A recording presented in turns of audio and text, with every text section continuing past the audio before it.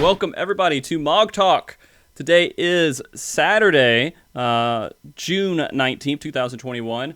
And if you're unfamiliar with MogTalk, it's a show based around the Final Fantasy XIV community discussing everything from Savage Raiding to Chocobo Racing to other MMOs, which we are doing today.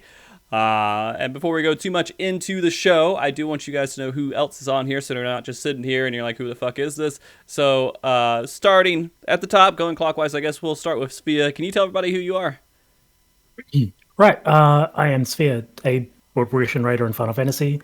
I guess relevant to today, I've also done a little bit of, dabbling in WoW. I've hit Cap in Classic. I haven't played TBC. I went through Molten Core and all that stuff before I stopped playing there, and I've got my AOTC achievement recently in Shadowlands. What is that? I don't even know. What is that? I've done the heroic raid. That is the most relevant one when it was still current. Essentially, is what it means. Okay, I got you. All right, Arthars.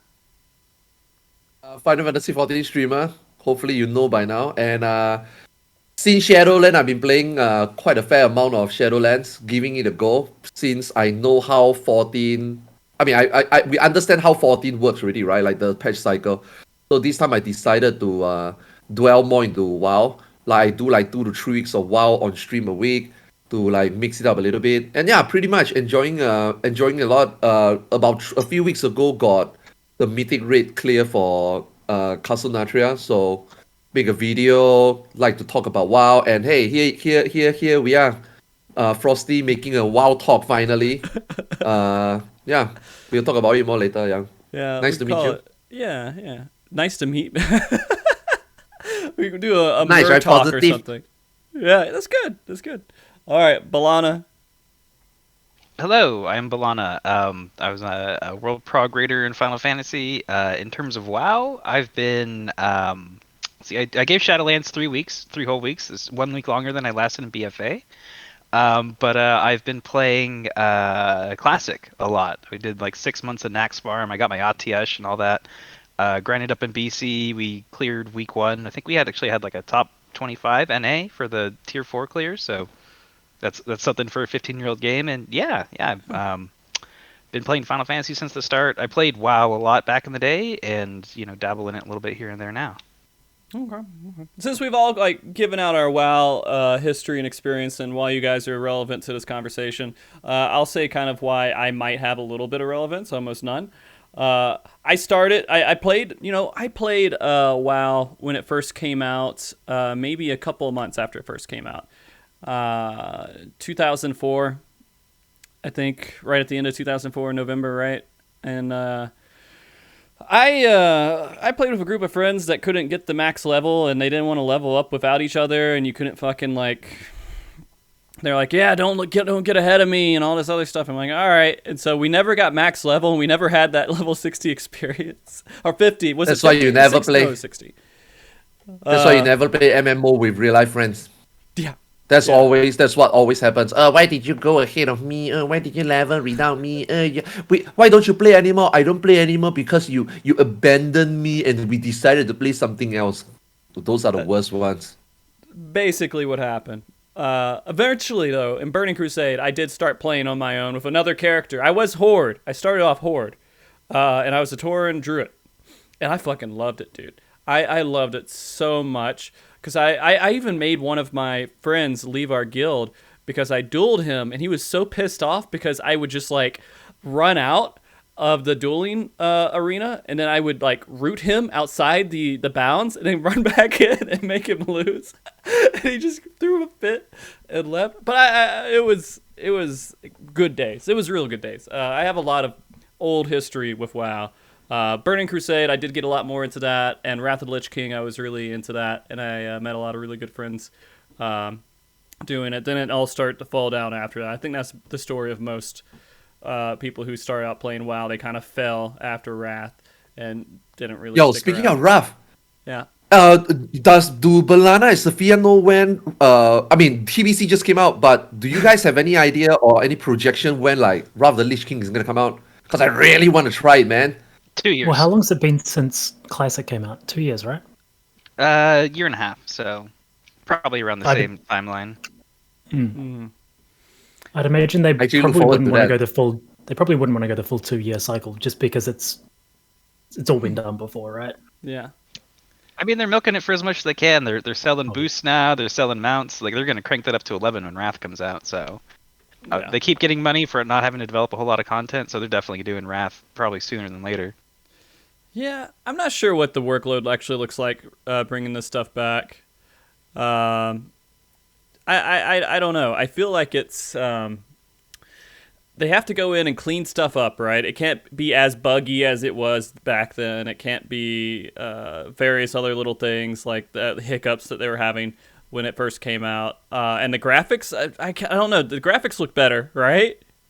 You can crank it up, yeah, because it's running on the TBC now is running on their like latest client, so it's actually the same kind of base frame as Shadowlands for TBC Classic. Okay. So you can set it. You can crank the graphics up to 2021, or you can crank them all the way down to 2006. You know, your pick. By the way, does my audio sound okay, or does it sound horrible? It sounds fine. Sound fine. Okay. Wait, on Discord? Yeah, on Discord it sounds fine. On Discord, it sounds fine. I wonder, because they're saying there's an issue in chat. I wonder if it messed up again. No, it's on the right one. I don't know why there's a delay. Guys, I'm just in the future a little bit, so I'm sorry. Balana was having issues before, and I guess I absorbed a little bit of that, so he could have a better show this time. But, yeah, no, I tried playing Classic when it came out, by the way, and after playing it for like a few hours, I did hit that burn. That, like, going back to the old days, playing through this again burn. Like, I don't know if I had the energy to go through it all again. And my friends were playing it too, and some of them were like, I don't know if I want to play this. Because it's an old MMO, man. It's tough. It's tough to stomach the old way. Classic is really hard to get into if you don't have nostalgia goggles or a group of people that you're going in with. Yeah. That's the thing about classic games, right? You need that. You need to play it before. The only way most people, not all, but most people can survive it and or play through it until you get to the point that you relieve the fun, or even if you're a new player and you feel that it will be fun, is after you go through a long time. So if you don't have the nostalgic to carry you through that process, right? You need to be really, really bored and not be playing anything else currently to really, as a new player, to get into WoW. It's just impossible. It's the same as, I mean, in a few days, Ion Classic is gonna come out, right? Like me and Zeno played a lot of Ion back then. So when we heard that Korea is gonna come out with Ion Classic, we went to the private server because we wonder, right? Will we fall short just like how we feel about WoW? Because we never played WoW before. I'm not saying that Zeno played WoW, but you know, part of me, just by theorizing it, right? I was like, okay, I'm not a WoW player. So when WoW Classic comes out, how are the WoW players gonna feel? Am I gonna go back and play? Because I also get asked a lot about Final Fantasy XI. Hey, yo, Arthars, what if one day Final Fantasy XI, there's a Classic 11, or even Final Fantasy XIV 1.0 Classic comes out? Do you think you will ever go back and enjoy? So I never really dare to think too much about it because I think I will fucking hate it. But then when I play Ion, we dig out a private server just to go through the experience. It was buggy, it was not fun, it was low populated. But the moment we go back in, we were like, wow, this is just like 2008. The next thing me and Zeno knew, we played 16 hours for like the next 3 weeks. So we were like, okay, now I finally understand why people are so crazy about Classic WoW, especially if they have that. They have the experience back then, you know, all the good things. Because old MMO, we got way more experience, we got way more memories compared to modern MMO. Way more. Like, I don't want to dig too deep into it. Maybe we'll talk about it later, but old MMOs, man, just so much nostalgic. And whatever you do, you know, from the first time you go out to level, from the first monster you fight, all the way until you grind to your first level 50, it just feels better, right? But if you don't have the aspect, I feel like going through any classic game will be really, really difficult. Yeah.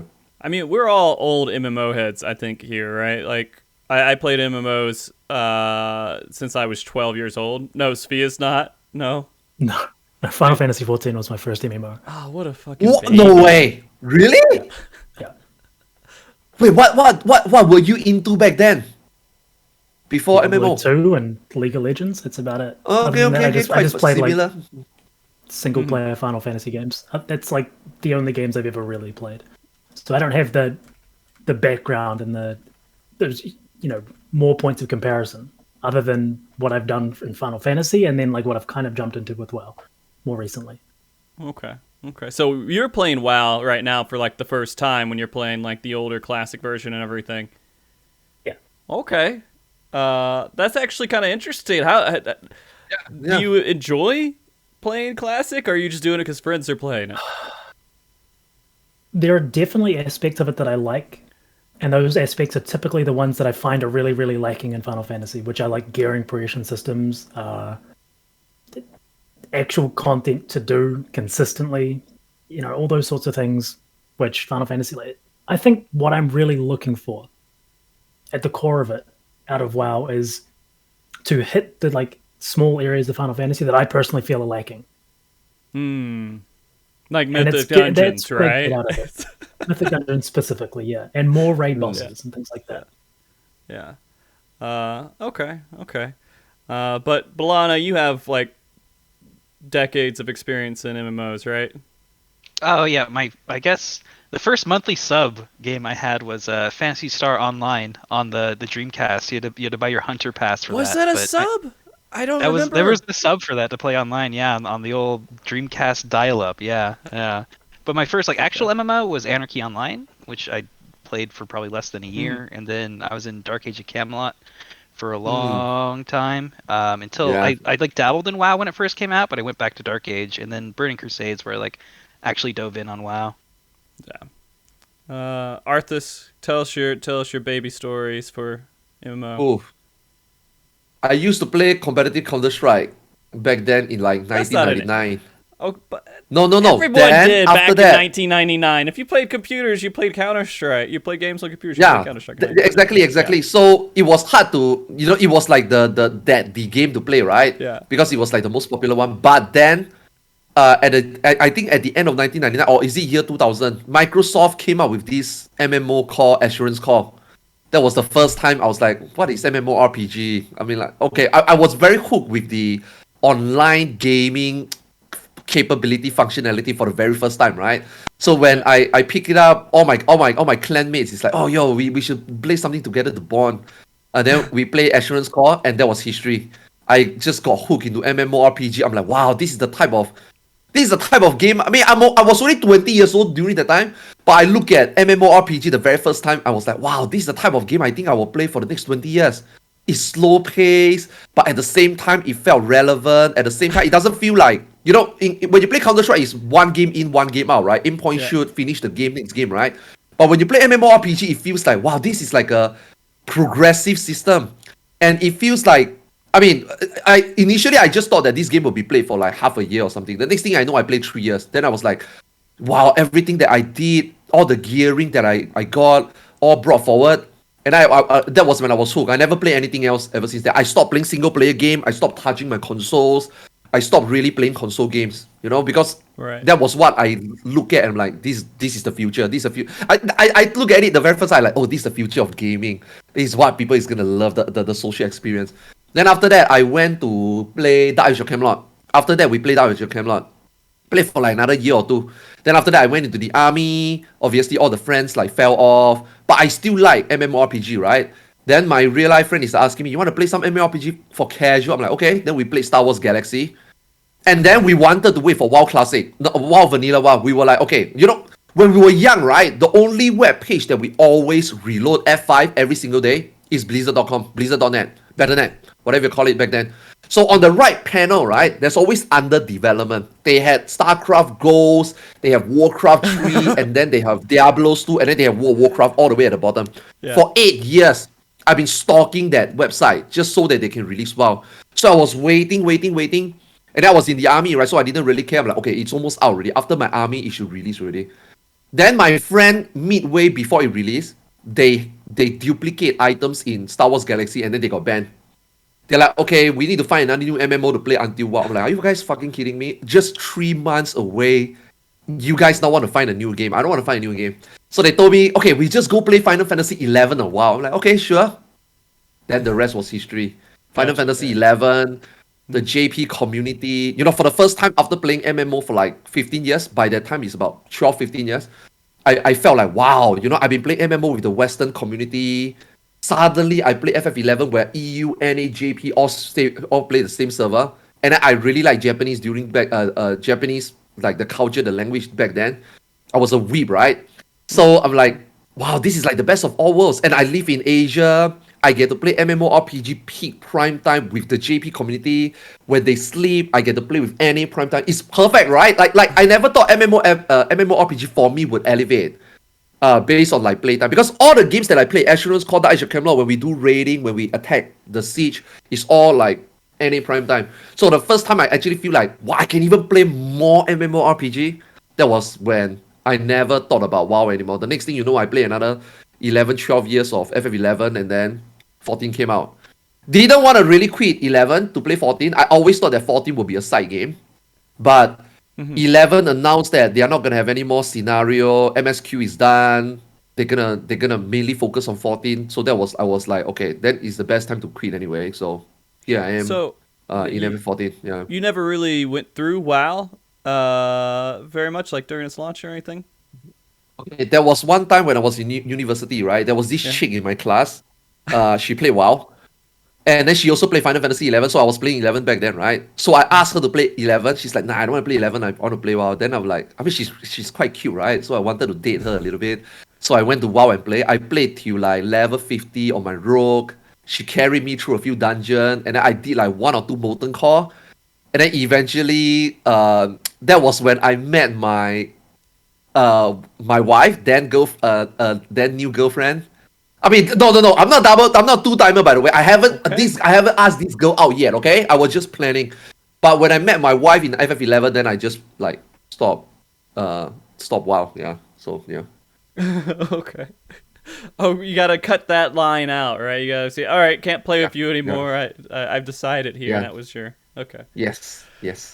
All right. So I would say it's safe to say Arthars has like the most history out of MMOs overall. Out of all of us, I mean, I go pretty far back, but I think Arthas might have a little bit more on me, because I played shitty games like I played EverQuest when it came out. I didn't play it. It was one of those games my brother played, and I was like, oh, I want to play it, and so I got on his computer, I made a character and played it for a couple hours, and that was my experience with EverQuest. And then there was Tibia, which only like a handful of people know about. The shitty, small. It was. Sfia, you know, so bad. It was so bad. bad. I had a friend who played it, and he showed me, and like I just no. You just move characters. They don't even like. Yeah. It was sliding across like an area, and you're like over it. It still looks like shit. They didn't do anything. They barely any upgrades for that game, but it's still like booming. But I played it when it was one server, and I was like 50 million or something, and it was buggy, and you'd kill people, and anyways. I've got the more boomer cred. I think I used to play MUDs back in the day, the multi-user dungeons with the text interface. Hell yeah. Okay, that was like true. back in like the elementary, middle school days. That was the old stuff. I didn't touch that, man. I stayed away. I couldn't do it. I didn't have a good imagination. But back to WoW. I guess back to WoW here. I just wanted to see everybody's experience a little bit. The main reason we're kind of doing the show, or I'm doing the show, besides just trying to come up with a topic last minute because I'm shit at making podcasts and stuff, is that it's becoming a pretty big topic again with WoW versus Final Fantasy 14 and everything. And of course, Asmongold, he says, I might play 14. The world explodes, right? This is like the biggest news in the world. And then so many people are like, why'd you get Asmongold? Yeah, no problem. I got this dude on my fucking speed dial. Right, guys? Yeah, anytime I need anything, I'm like, hey, Asmongold, you want to come on and do WoW stuff and talk about WoW stuff with me? You think too much of me, guys. Yeah. You could have just shot him a DM, see what happened. You probably wouldn't read it, but you know. I don't know, man. Did you at least try him? No. Or you didn't even? I'm not going, dude, it was completely different levels. Yeah, I do world race stuff here with Final Fantasy 14. He does it for WoW, but it's just still 2 completely different levels. We're talking about like millionaire you miss streamer. 100%? What? You miss 100% of the shots you don't take. All right. There's truth in that meme. All right, hold on. Let's do this. All right, let's go to Twitter. Let's do this. All right, Asmongold. Hey, man. doing it right now. Let's get him on. Yeah, Pull him in the channel. Hey, Asmongold, you want to come on next? Hey, dude, do you want to come on MogTalk and talk about WoW and how you feel about people making talk about WoW and Final Fantasy 14 and stuff? Oh, it went through. You didn't even go. attempt. She Like actually gets before this show, you didn't even attempt. Yeah, he doesn't even know what MogTalk. Hold on, MogTalk is a shitty Final Fantasy 14 podcast. Just FYI, I run it and stuff. There you go, guys. I've sent the DMs. It actually went through. next week. Then tried? next week. Next week, Has been next week. confirmed. Yeah. So, anyways, back on to WoW. So WoW is like, I don't know. When you think of MMOs, you think of WoW, right? It's like the MMO. It wasn't the first MMO, but it's the MMO. If people think about MMOs in any form at all, if you don't play video games and someone says MMO, they think of WoW probably. And so it's always in there, the comparison. You always think, okay, is this going to be the next WoW killer? Is this going to be is this going to be better than WoW? Is this going to be everything else? And so, of course, we're comparing it all the time.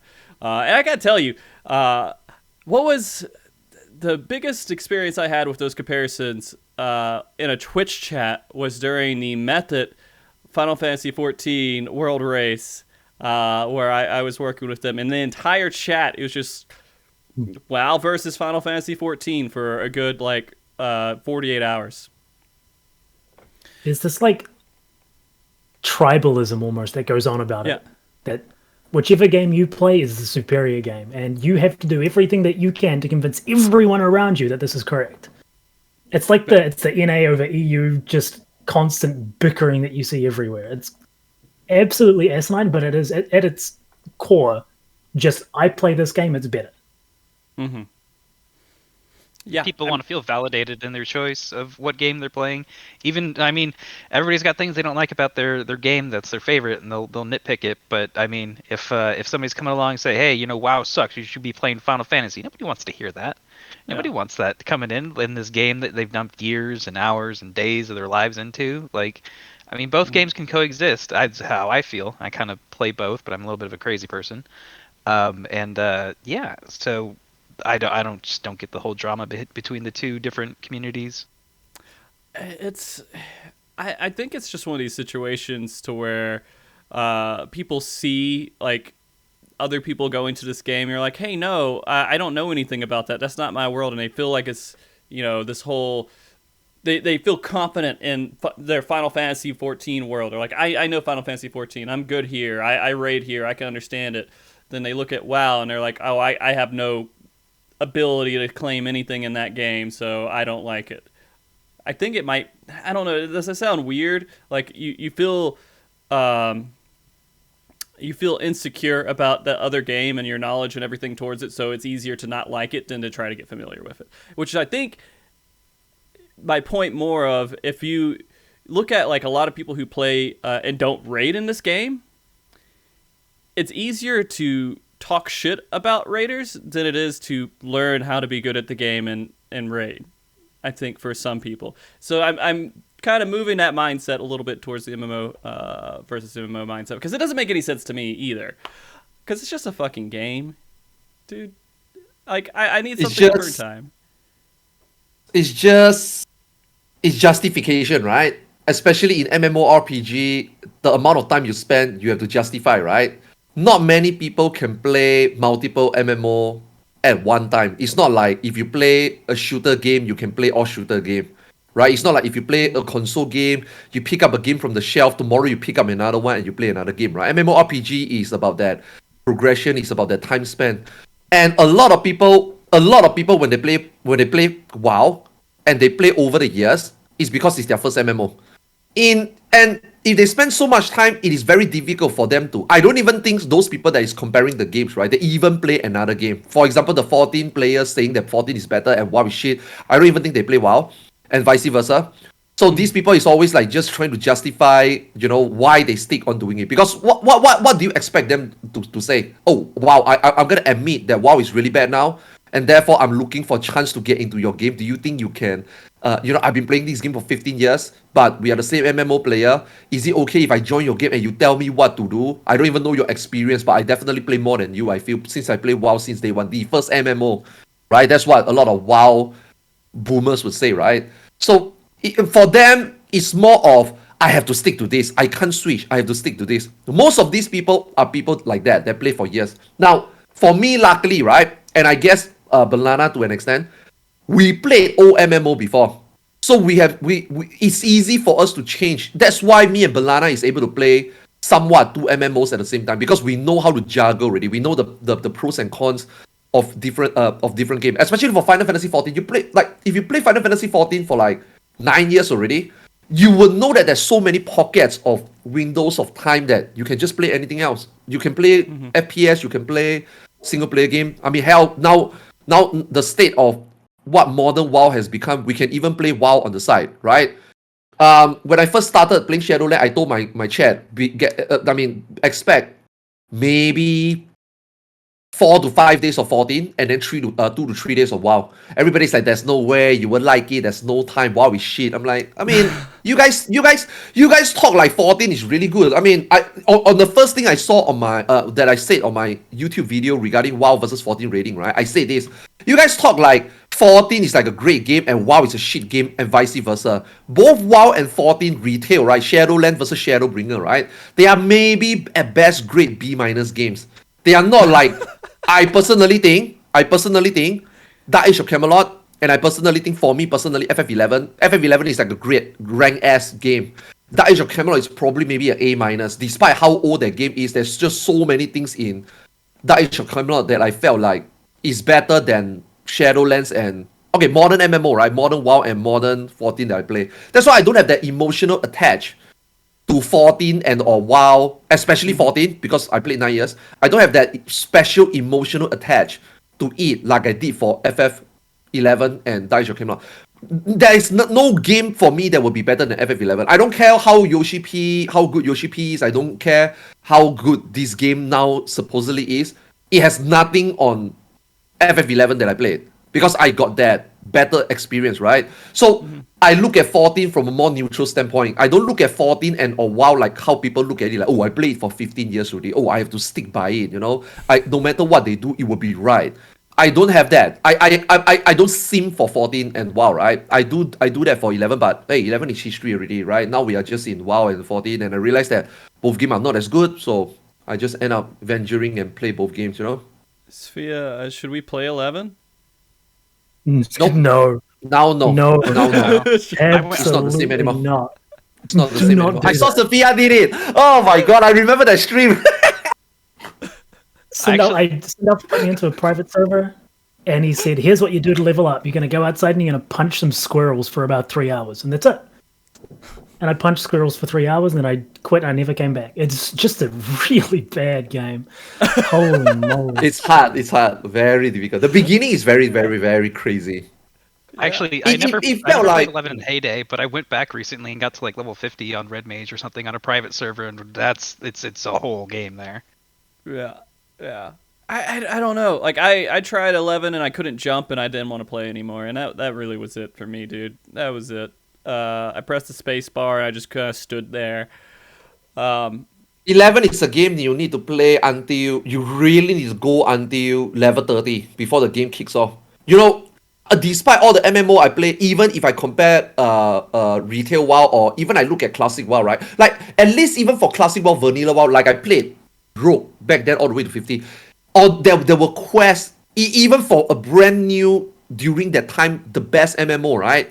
That is coexisting with 11, right? You look at WoW at the beginning with those quests and those quest line, it kind of feel like when you play those MMO, you feel like there's a direction. 11 for me, right? Even though it's my favorite game, even I speak highly of it today, right? But I think of back then, how the fuck did I get to Juno? How the hell did I get to level 18? That game at the beginning seems like they don't even know what they want you to do. You literally just go there and then you just miraculously find a way to 18, and then the game just play by itself. But before that, nobody knows where to go, nobody knows what to do. It's weird. It was really weird. Yeah. I actually wanted to touch on something that we talked about before, Sure. and it's more relevant to WoW than it is to 11. But you got to keep in mind that all of us are probably primarily Final Fantasy 14 players, right? That's our main game collectively. Yeah, more or less, Balana. You're more on the fence, but yeah, I would consider you a Final Fantasy 14 player. Sure. And so our responses to a lot of this Final Fantasy versus WoW controversy that's sort of like always been permanent is kind of tainted by that Final Fantasy is our game. So we're a little bit biased. And I think the current sort of, it's not really controversy, but buzz around the two games, had our primary game been the bigger game historically, if Final Fantasy was always the top dog and WoW was this, little terrier snapping at its heels, our opinion might be very, very, very different, which is what has kind of happened to WoW until very recently. Lots of people who played WoW almost exclusively, or even played both, would just say Final Fantasy is the worst game, hands down. Not only because it was their main game, but also because it was more successful from both a player standpoint and public reception standpoint. So I mean that brings us to everything that we. No, I was going to say that brings us back on track to like some actual points that we're going to talk about today, which is that Final Fantasy XIV is now starting to be perceived as the bigger game than WoW with more active players. And I keep hearing the news, but I'm like, is that real news or is that just some bullshit somebody was able to like throw together? The data's sus. Yeah, there's The data doesn't include WoW Classic, right? It's the same Just sub. WoW Retail, It's right? the same sub, so it's kind of like, yeah. Oh.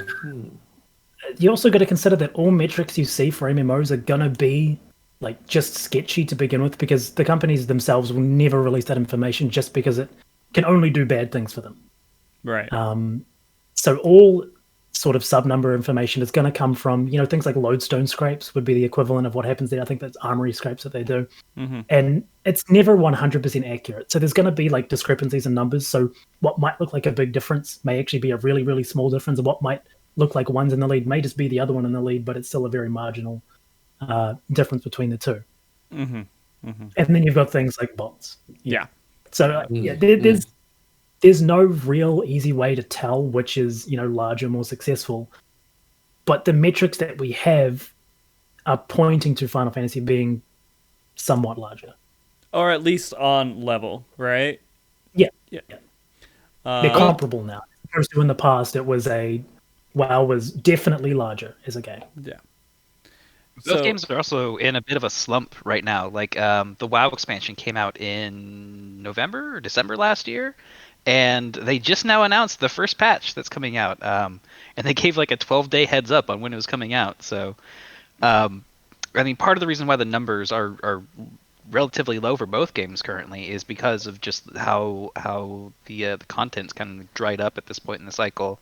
And 14's at least had little injections of content here and there along the way, but with Shadowlands, as far as I know, there's just been nothing that came out for it in about 7 months now. Wow. So I'm glad I got off after 3 weeks because I did basically everything there was to do at the time. For me, right? Mm-hmm. When because I spend more time in 14, right? I'm sorry, I keep saying 11, 14. I spend more time in 14, right? I play like 5 days a week and then 2 days of WoW, right? I never thought WoW is that bad in this patch cycle because I never really played the past expansion. I mean, I played Legion, but nobody told me to play BFA because it wasn't that bad. But I gave Shadowlands a go, right? And I actually really enjoy it. Like Sfia said earlier, a lot of things that WoW has, right? 14 doesn't, and vice versa, right?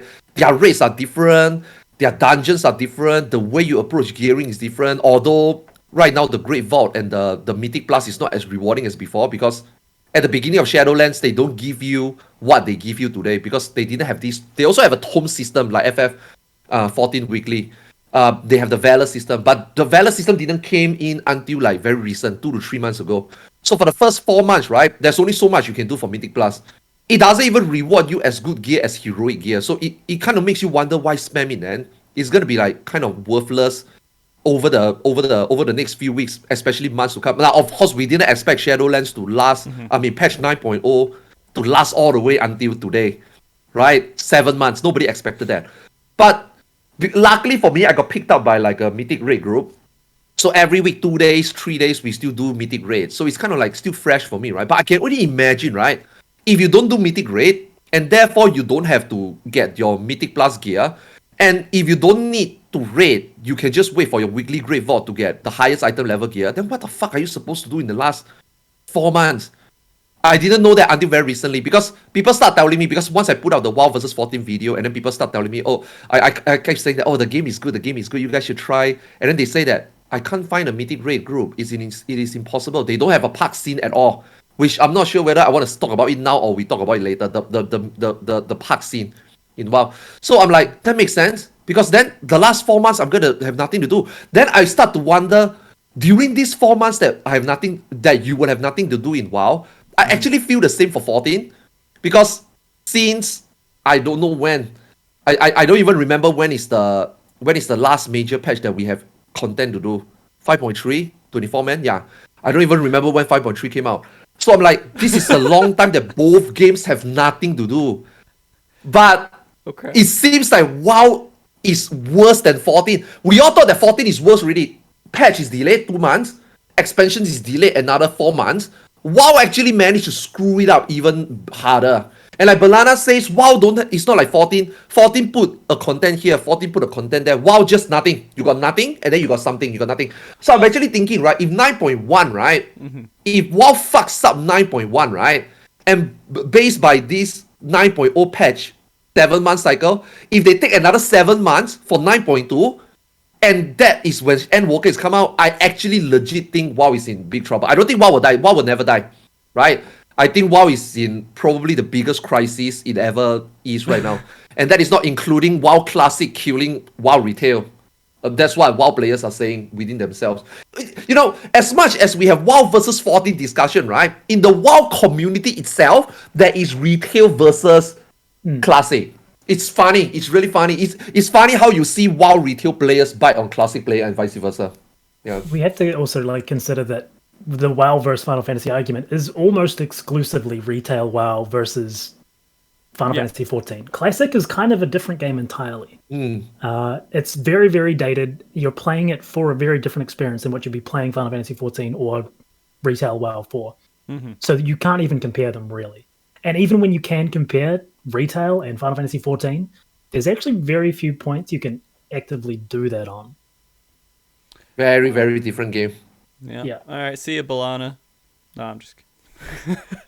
I'm going off to Classic Land. See you guys later. World bosses are up. I'll see you guys in a little bit. All right, later. No, like so. One thing I do want to point out, we were talking about this not having content for a while with WoW, and again, I'm asking this because I legitimately don't know. When WoW came out, was the content that it released with in 9.0, you know, way more than when Shadowbringers came out 5.0. So would that content, was there enough meat in there to actually be able to hold off some people throughout that you know, dry spell of 7 months or so versus what Shadowbringers has to come in every 3 months and bring in stuff? Or is it just small? You kind of need to consider the way that people kind of consume MMOs these days, which is go out and do everything immediately. It just happens. Doesn't matter what game you're playing. Everyone wants to do shit as soon as possible and just get it behind them. And so when you have a big chunk release like that, Final Fantasy could do this, by the way. They could just not have 0.1 patches, not have 0.3 patches, and they just condense everything into that 0.0, 0.2, 0.4. But they don't for a very good reason, which WoW is kind of learning right now. And because of that, it just kind of exaggerates the situation as well. That now you've got 7 months, which Final Fantasy has, because we have 3.5 month long cycles. If you consider I guess the equivalent you should be looking at here isn't 5.0 versus 9.0. You should be looking at 5.0 plus 5.1 versus 9.0. The whole Savage patch, yeah. The only difference is that everything is given to them right at the start, so they get sick of it faster. It's not even sick of Obviously- it faster. Sometimes some people just don't have access. Like Savage, right? Okay, that's one good thing about Final Fantasy 14. Savage, you can park. It doesn't matter. It doesn't matter if you want a WoW prog it, you want a hardcore prog it, you want a mid core, you want a casual, you want a PF, you want a PF casual. Dude, I don't you know. can get it done.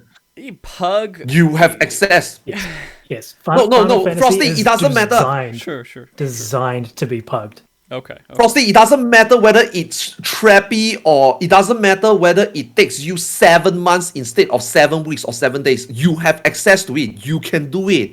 If you sit down, yes, you will cry about it. Yes, you will suffer for it. You will get the clear. You of all people know firsthand Yes, how I bad do. it is, and right? In WoW, you don't even have the access. You can't even click on it. There is no option to even attempt. You know, like the way they design it, they lock it in guilds, which I can respect it because they want guild cohesiveness, right? They want people to feel like you are in the community, within the community. I can get it. But you totally shut off the entire park community. Like, you know, when I came in for Shadowland, right, I treat it as a Final Fantasy 14 mentality. I'm like, okay, I'm not gonna be able to find a static. I don't have no previous WoW experience. Nobody wants a meta job. I play a DK, right, the Death Knight, right? Nobody wants a meta job. There's so many good players that plays the meta job that is better. I got no prior experience. I just came in Shadowland. I'm just like a brand new piece of meat that just dropped into the Shadowlands, right? So I was like, yeah, you know what? Me and some Final Fantasy 14 players, we were like, me and Gorillion, for example, it's like, yeah, we would just park it. We would just wait for the 100 to happen, and then we would just park Mythic. That was what we thought, right? Oh, that would be a lot of content, right? After you go through Heroic in parks, then you realize, holy shit, the parks are bad. We thought that Final Fantasy 14 parks are bad. Multiply that by 3, because that's the size you need to usually fill up a raid group. All the things that you think 3 wipe disband in 7 men, right? Think about it as 14, 20 men. One person just leave, we have to wait. The logistic trouble that you have to go through in WoW raid is worse. That is heroic only, by the way. So then we start to think, right? Okay, what's gonna happen in Mythic? Oh, surely just like Ultimate, when we get all the people that clear Savage, those are the good players, right? Those are the players that will attempt Park. Mythic, right? So we should get the better players that will do Mythic Park. It will be fun. Then we start to realize that, wait a second, how come nobody parks at all? When they release it, finally 100 happened, it released. Nobody does it at all. Maybe some people do the first 2-3 bosses, which is like, you know, although they are Mythic rate difficulty, although they are Mythic bosses, the first few bosses, they are not even FF14 EX trial difficulty. Nowhere close. It was so easy. It was like, come on, bro, there's no way anybody can die to this, right? But nobody attempts. It's not even whether they can clear or not. Nobody even wants to attempt. Then you start to realize that, why do they even bother opening in the PF? Then you start questioning, where are those people that wants to raid casually? Do people not want to raid casually? Then a lot of WoW players start telling you, well, even those most casual WoW raiders, they will find a group. Yes, only the 100 will get Fame Slayer and unlock it in parks, but there are already thousands, 3,000 to 5,000 guilds already formed from a 1-day raid group, a 1-day raid a week to a 2 days group a week, which is what I am, to 3, 4, 5, 6, 7 days. I'm like, okay, so everybody's already in statics, everybody's already in guild, nobody's doing parks. Then I start to realize that, wow, like I said earlier, what if I didn't get picked up by my friend to do this Mythic raid? What the hell am I supposed to do? There's no content. There's only so much Mythic Plus you can do. You know, like it start to make you realize that 14 park scene is so much better. But then again, 14 got another layer of difficulty, which is Ultimate, which of course we cannot park as well. But just because, I mean, you can't do T, you can't do the most. You can go Discords and you can find people to carry you through. PF Ultimate. You can't do the most recent one, right? Something that you kind of skipped over really quickly. Yeah, was the 100 thing. Yeah. I have no clue what you're talking about with that. Yeah, exactly. Oh. So for people in Final Fantasy XIV who don't understand, you can't even access the ability to pug until 100 Horde guilds have cleared and 100 Alliance guilds have cleared. Okay. Which is obscene. So imagine that you needed, 100 North American, European, and JP clears so that anyone could just queue in to raid find it. So I have a question about that. It's even worse than that. It's even worse than that. Imagine you could only go into the raid with people specifically from your FC. And until 100 people, well, 100 groups, 100 FC groups on North America, on Japan, and on European data centers cleared on all of them, then you Each could go in faction. with non-FC groups. So I gotta ask. So on servers that are like, is this per server or is this like global? Server per So server. if you go on a Oh, no. server, go ahead. 100, faction for Overall the faction global. for the region. Yes. For the region. Okay, Because WoW is Is it- weird. is it for the WoW, region? WoW Or is it NA worldwide? and EU is different. And WoW NA and EU is considered a different game. Oh yeah. They are not the same. Yes, they are different games. Okay. I mean, that's kind Yeah, of the true for reset's a NA day and later. EU Like here, the- I guess. I don't know. Go ahead, Balana. Sorry. I was just saying that the EU NA difference is EU gets the raids like a day later than NA, so technically, Oh. yeah, it's a pretty different game. They're like doing prog at different times. I mean, it's the same content that they're getting. It's just the cycle's a little bit different. But one thing I also want to add on towards like the pugging is that in WoW they have add-ons and metrics and ways to screen you from getting into the group. Like in WoW, all we have is, or in 14, all we really have is you pull up their FF logs maybe, and Right. you give a gander at that. But you get into WoW, you go like, link your ahead of the curve achievement, your AOTC, give me your wago.io or what Yeah, was, yeah, what's the yeah. name Oh of my the God. Raider.io. That's Raider.io, it. Yeah. It's Raider.io. Yeah, they've got some score that'll show up next to your name when you message somebody like, "Hey, want to run a dungeon?" Like, sorry, ain't getting here with them shoes. The EP numbers? That's no good. It's worse than that though, because in Final Fantasy you put up a party finder and people join. In WoW you put up a party finder and people apply to join, which you can then accept or decline. So that screening process is then even more like just targeted at. We can be very selective, which is really great for the party leaders, but kind of shitty if you're trying to pug or trying to get into the scene.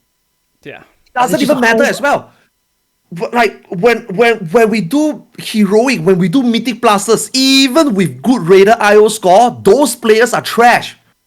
They will say tier 3 heroic the naturous proc. Oh, you go in 20 people that have signed up with good Raider IO, with good WoW logs. The leader actually screen through every single WoW logs, and then they end up still being shit. They can't even go through phase 1, phase 2. So it's like that it's already hard to get in, and then the screening process makes it harder, and then the screening process didn't always help. So it's so the park scene is so much different, and we are just only talking about heroic. There's literally none in mythic. That makes it even worse. It's like a whole content. Okay, that's why just now I was saying about ultimate. I don't necessarily think ultimate difficulty is equal to mythic raid difficulty, but I think getting into a mythic raid group is probably harder than getting into an ultimate group. Because in 14, right, number one, you only need 8 people, and number two, Savage alone is enough screening process for people to accept you to ultimate group. Then you trial, then you see whether the people is good enough or not. In WoW, right, before you even get to that process of even play in the group, right, people already screen your logs is not good enough, your Raider IO is not good enough, which is like the game is already so restricting already. But why do they do that? But a lot of WoW Those players sorts of tell me, things- well, Those sorts of things definitely do exist in Final Fantasy as well. It's becoming more and more prevalent actually when joining, mid-core and semi-hardcore groups.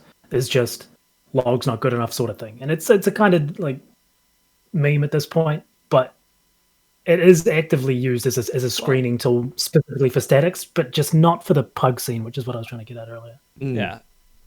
Yeah, and I would actually say as well, when we're comparing the raids to like Final Fantasy 14 to WoW, they're just different raids. They're different like time commitments, right?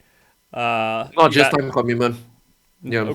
But well, I mean that's Not- the big thing when you're trying to find someone. You can try a couple attempts with them and be like, oh well, they're not good. We'll find somebody else, right? But you have to go through like a whole, I guess, experience with WoW. You go into the dungeon, they mess up a whole bunch of times while you're trying. I don't know. I feel like it's a completely. You have to be sure in WoW. With Final Fantasy 14, you could just tell them to fuck off and get someone else. Although it can be hard to find someone as good, but it's a little bit different. I feel like it is. You guys could tell me. You know more than I do. It's a whole. I mean, we are only talking about parks now first, right? Sure. I mean, there's not much to talk about parks in terms of like mythic raid, just because I can't even gather enough sample sizes. I can't even attempt it. I can only tell you about the heroic. It's already a shit show already, right? I don't even want to imagine if there is like a real raiding scene for heroic parks. I don't even want to think about it.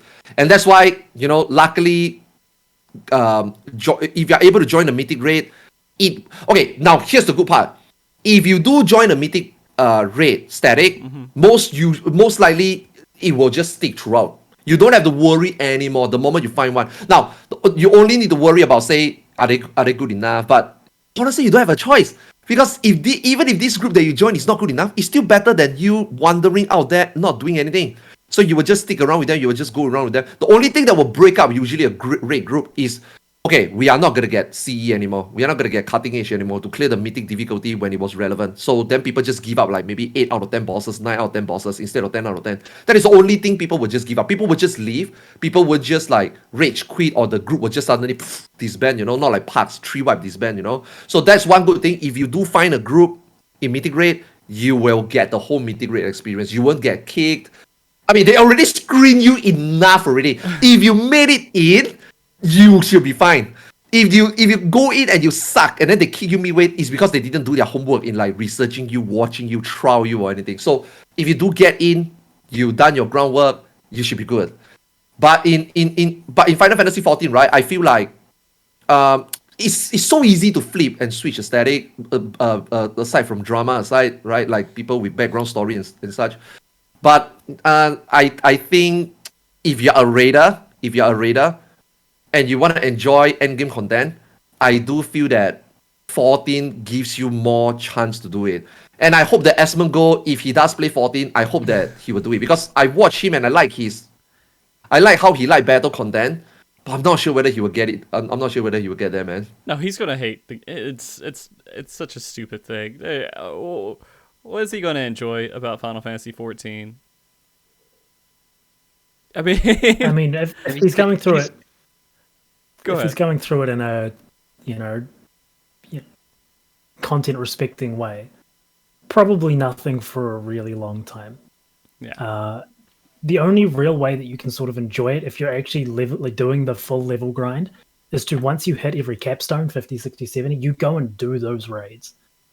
If you're not like giving yourself that experience at the end of every expansion and seeing where you are on that journey, it feels like even more grindy than it should, if you're actually paying attention to story and all that sort of stuff. Yeah. That said, some people may just, really enjoy just going through a very, very, very long book in video game. Well, I mean, that's form. the thing. I don't know. I'm going to be honest. I don't know him at all in any form or fashion outside of seeing his stream a few times. I mean, does he care about story in WoW? Does he care about like all this stuff? No. Doesn't care about any of it. And so like he's just going to skip all the cutscenes and just. He should. I mean, he will, and he should.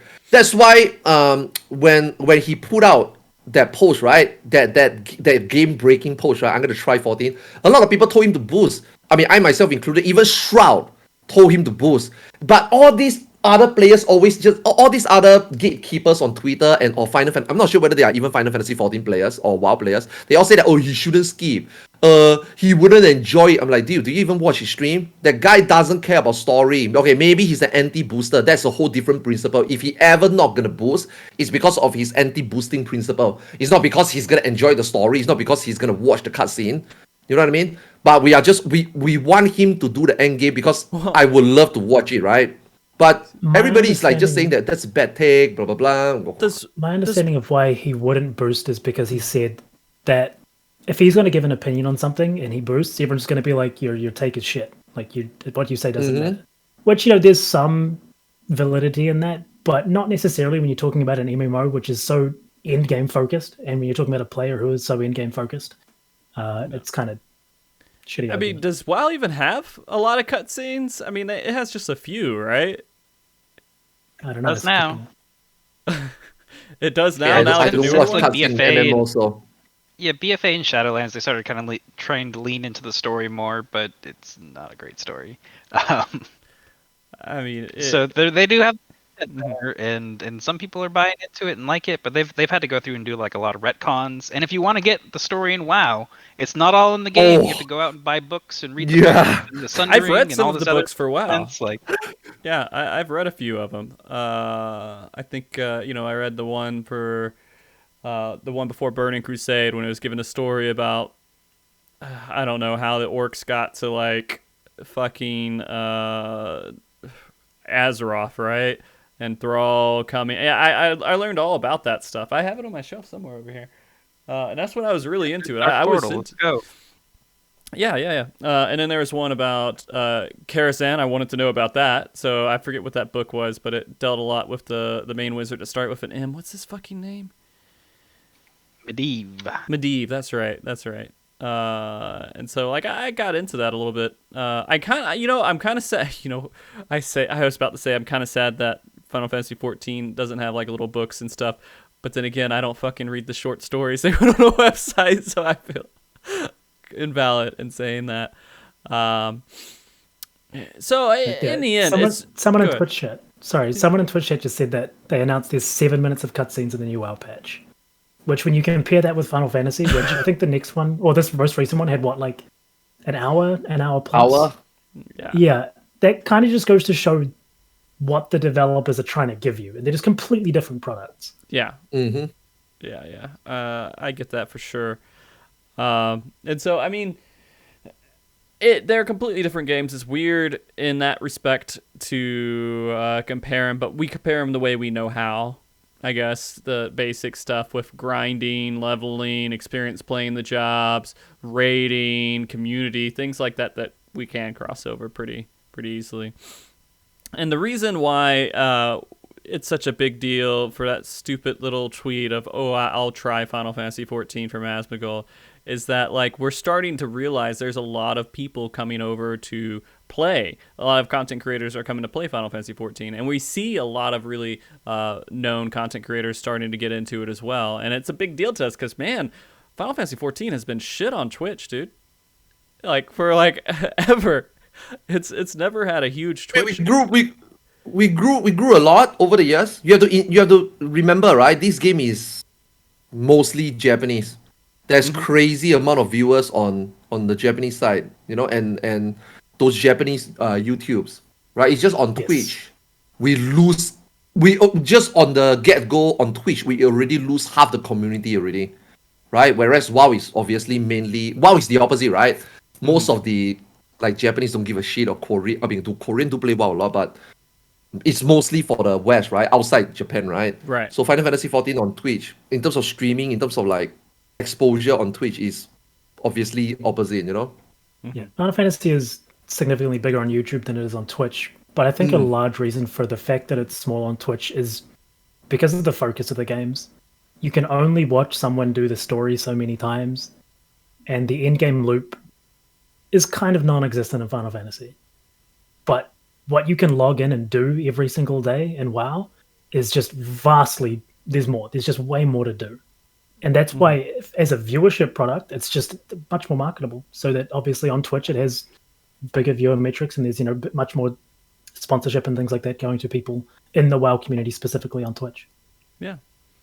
And unfortunately, with 14 streams compared to WoW, there's a lot less kind of ways to express individual skill when you're playing Final Fantasy 14. It's like, I'm watching this, same guy do the same raid. If you watch, like, I don't know, 2 different summoners player doing the same raid, they're probably doing almost the exact same rotation, outputting similar amounts of DPS compared to their gear.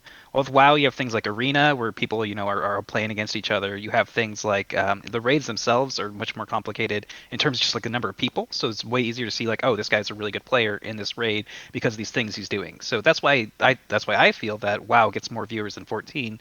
Is one, because the player base, like you said, and 2, just because there's more content to watch and there's more expression of individual skill going on.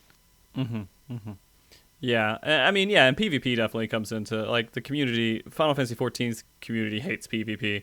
I don't think WoW's community hates PvP, right? It's just, that's part of the game. WoW is, its bread and butter is, hey, fight each other. Horde versus Alliance. So, and they put a lot of work. There is no doubt that Blizzard puts a lot more effort into their PvP than Final Fantasy 14 does. No. The PvP is shit. In comparison, that- in comparison, like there's just no okay, way. okay. Like I actually think 14 put more time into Feast trying to make it seems relevant than WoW actually put in Really? effort to actually try to make their PvP. Their PvP system is okay. WoW PvP system is already there. I don't think it's broken.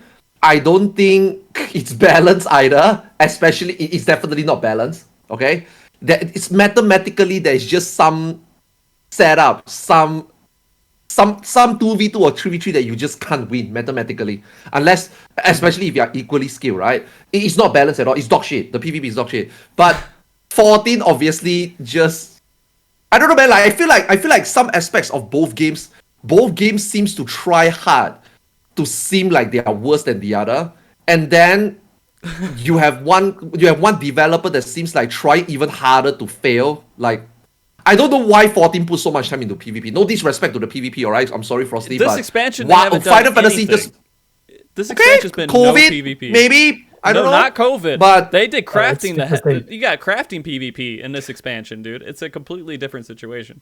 They just dropped it. They did one battleground type PvP, and that was it. That's all we. I saw someone in chat talking about war mode. Open world WoW PvP, right? Is non-existent. Nobody gives a shit anymore. I play this 7 months. I run around. I can do world quests with Hot running beside me. We wouldn't touch one another. We would just be like, okay. And then there is this obviously one time in a month that you see two people try to gank you, and then you got killed. You're like, yeah, who cares? Those two people maybe feel really good, but at the end of the day, who cares? Nobody cares. Like in open world PvP, nobody cares anymore. And then when you do 2v2, 3v3, or you do rated battlegrounds, nobody really cares about rating until they are like, I would say, rival above 2001. Below 2001, right, is super casual PvP. It's even worse than Rival Wings. It's even worse than Steel Rock. Like, at least in Steel Rock, you kind of feel like it's just fun, like you see what they are doing. The PvP in Final Fantasy 14, those large skill ones is just for fun. I don't think there's like a competitive edge or people really try their heart or really care that we are always first place. We are second place this time. In it's because JP, of there it, whatever. is. In JP servers, they have some pre-mades that they did with those that are like really, really strong and good. But that's because they want it for the glamour. It's not because they go all out to want to be better than the others. Yeah, that's the difference. Now in WoW, there is also groups. There's pre-made, go in and try really hard. But they do that for the gear.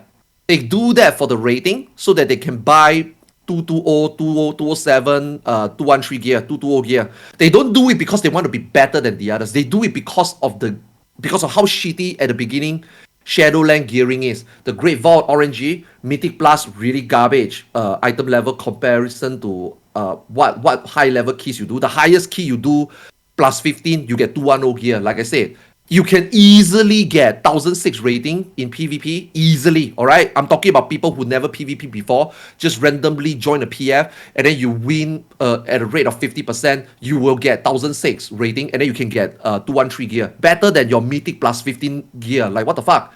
So people actually do it just for the gear. I actually did it because at the beginning, I was spamming Mythic Plus, right? I couldn't win loot, right? Because it was only 1 loot if you don't time and 2 loot if you time. Out of 5 people, RNG, which 2 people get it? So I was like, I can't win loot. I was streaming for like 12, 15 hours. I couldn't get loot. People tell me, just do PvP. I'm like, I don't like PvP. I end up spending 4 days just to do PvP. And within 4 days, I was able to get 220 gear, which negates the first 1.5 months that I did in Mythic Plus. And I was like, what the fuck am I doing? And why is this PvP like that? They should do that with Final Fantasy 14. Make it to where you can get good gear in PvP. Just fuck it. So, go ahead. What you're talking about right now is exactly my biggest gripe with WoW and why I definitely slowed down in playing it. I really like the idea of having progression systems that aren't strictly just tome and raid. Right, that's really, really cool. But I feel like the problem with WoW that I really, really encountered, and I've seen a lot of people sort of mimic the sentiment, is that just by putting a good reward behind something doesn't make it feel good.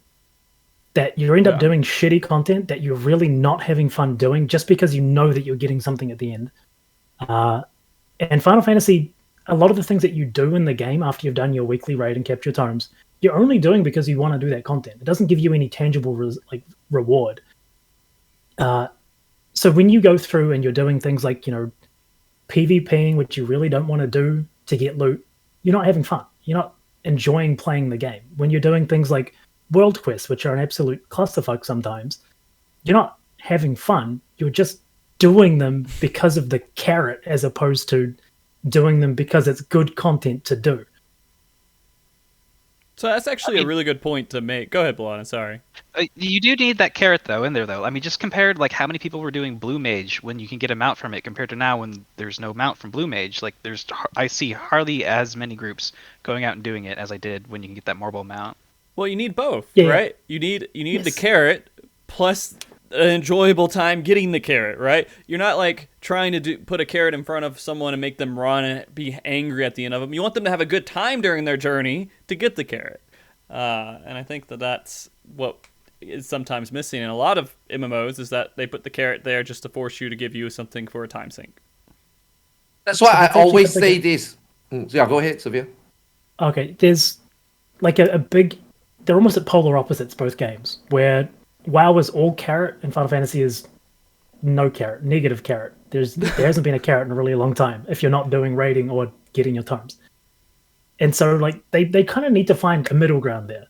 And I know it's asking for the impossible, but both games could definitely learn something from the other in that regard of adequate rewards for non-main progression or current systems are rewards and the method of which you get them. Mm-hmm. When we talk about, I always say, right, a grind has to be meaningful. It can't just be a grind for grind. It can't just be a carrot you get. You chase that pot of gold, you get to the end of the rainbow, then you realize that it just conflicts. You don't want that, like 14 carrot is pretty much there. You clear the raid, you get your tome, you get your token. At the end of the day, you get what you want, the good gear. But it's very short-lived. After 8 weeks, everybody is beast. But then you got multiple jobs. But then you are limited because you cannot gear multiple jobs. You cannot, like, if we talk about, say, in the odd patch where we got ultimate, it is almost impossible to gear up more than 3 jobs by the time your ultimate is ready. I mean, 3 roles by the time ultimate is ready. Whereas in WoW, right, they make you do the renown system, the 40 renown, 2 to 3 renown a week via campaign and the 2 weekly quests. They make you do the world quest for anima power and or gear that is fucking irrelevant.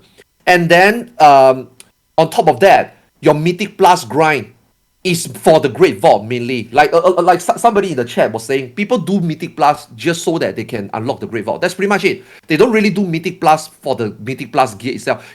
When I was playing Legion, I didn't play BFA, but when I was playing Legion, I remember every day I would do Mythic Plus because the gear is a potential upgrade. Every single time I run a Mythic Plus, it's a potential upgrade. Titan Forge is orangey, but at least it was. I got a chance to tell myself, okay, if I got really lucky that it procs a good one, item level upgrade, I can keep grinding it. But in Shadowland Mythic Plus, it's just your hard start.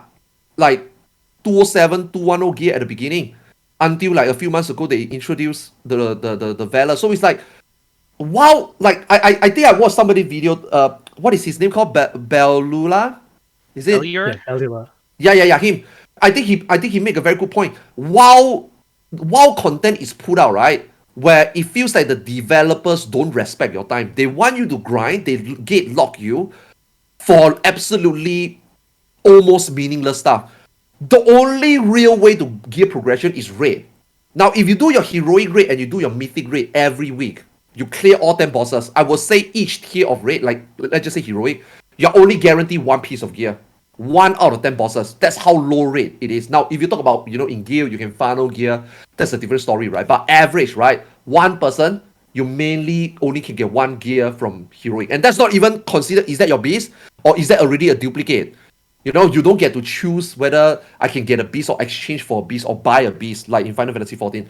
And then your Great Vault, which they open 9, if you include the 3 PvP Great Vault, we have to do a lot of things. You have to do a lot of PvP to unlock the 3 PvP. You have to do 10 Mythic Plus to unlock another Mythic Plus 3 Great Vault. And then you have to do 9 bosses to unlock another 3. Now, out of those 9 slots, right, only the mythic slots are the potentially one that you can easily get the highest item level gear. So like the developer want you to do all the content, and then you only pick one piece of gear that is completely RNG and might not be an upgrade, and then it might be totally useless. And then your choice of it, if you get something useless, the developer literally tell, oh, your Great Vault didn't get what you want. Okay, here's 750 Stygia for you. 750 Stygia, just in case you guys don't know, right? If I want to explain to you what the system is. 750 Stygia is literally fucking non-irrelevant. It's an insult that I would say, right, on average, if you were to fill up all 9 Great Vault, right, I would say you need to play maybe 3 days, 4 or 5 hours a day, quite a lot of time, right? And for Mythic Plus, you are talking about able to push 14 plus keys for max reward. And then for Mythic Raid, you're talking about killing Mythic bosses, 9 Mythic bosses to get 226, 233 gear. Otherwise, you are just start with Heroic, 213 gear. Anyway, who cares, right? But it's so insulting to the player base, you know? Just real quick, you know, this is a sort of a tangent. Sometimes I'd like, you know, I have a few friends who watch, that know I do MogTalk. And they can't watch MogTalk. They just they can't watch it. It's because, like, when they watch it, they're like, I have no fucking clue what these guys are talking about. And I just feel like I'm in that situation with Arthars right now, where I'm just like, I have no It's a WoW show, right? what you're talking about. It's a WoW versus 40 show, right? I get it. Why my friends and family don't give a fuck about this podcast. What he's saying, I'll put it in Final Fantasy terms. Sure. Imagine if you did your weekly tomes and you did the weekly raid. You didn't get coffers in the raid. Well, you got coffers in the raid and they were distributed. You didn't get books in the raid, so you couldn't trade them in. And you did say, let's a weekly Palace of the Dead to floor 200, right? Let's say you did those 3 things. Mm-hmm. And for doing those 3 things, it gave you a random series of boxes that opened up, and you can choose one item from those boxes. Those items that are in those boxes are randomly selected of the possible drops in those 3 areas. So you could get one tome piece that you maybe can already get duplicates. Okay. Yeah, so you could get a tome piece that you already have. You could get a raid piece that dropped for you already as one of your pieces. Or you could get, you know, whatever equivalent you've got for a Palace of the Dead stuff. Mm-hmm. And you get to take one of those every week. That is your main source of gear progression in the game. Until recently, when you had Balana tokens. That sounds pretty shitty. Yeah, it's really shitty.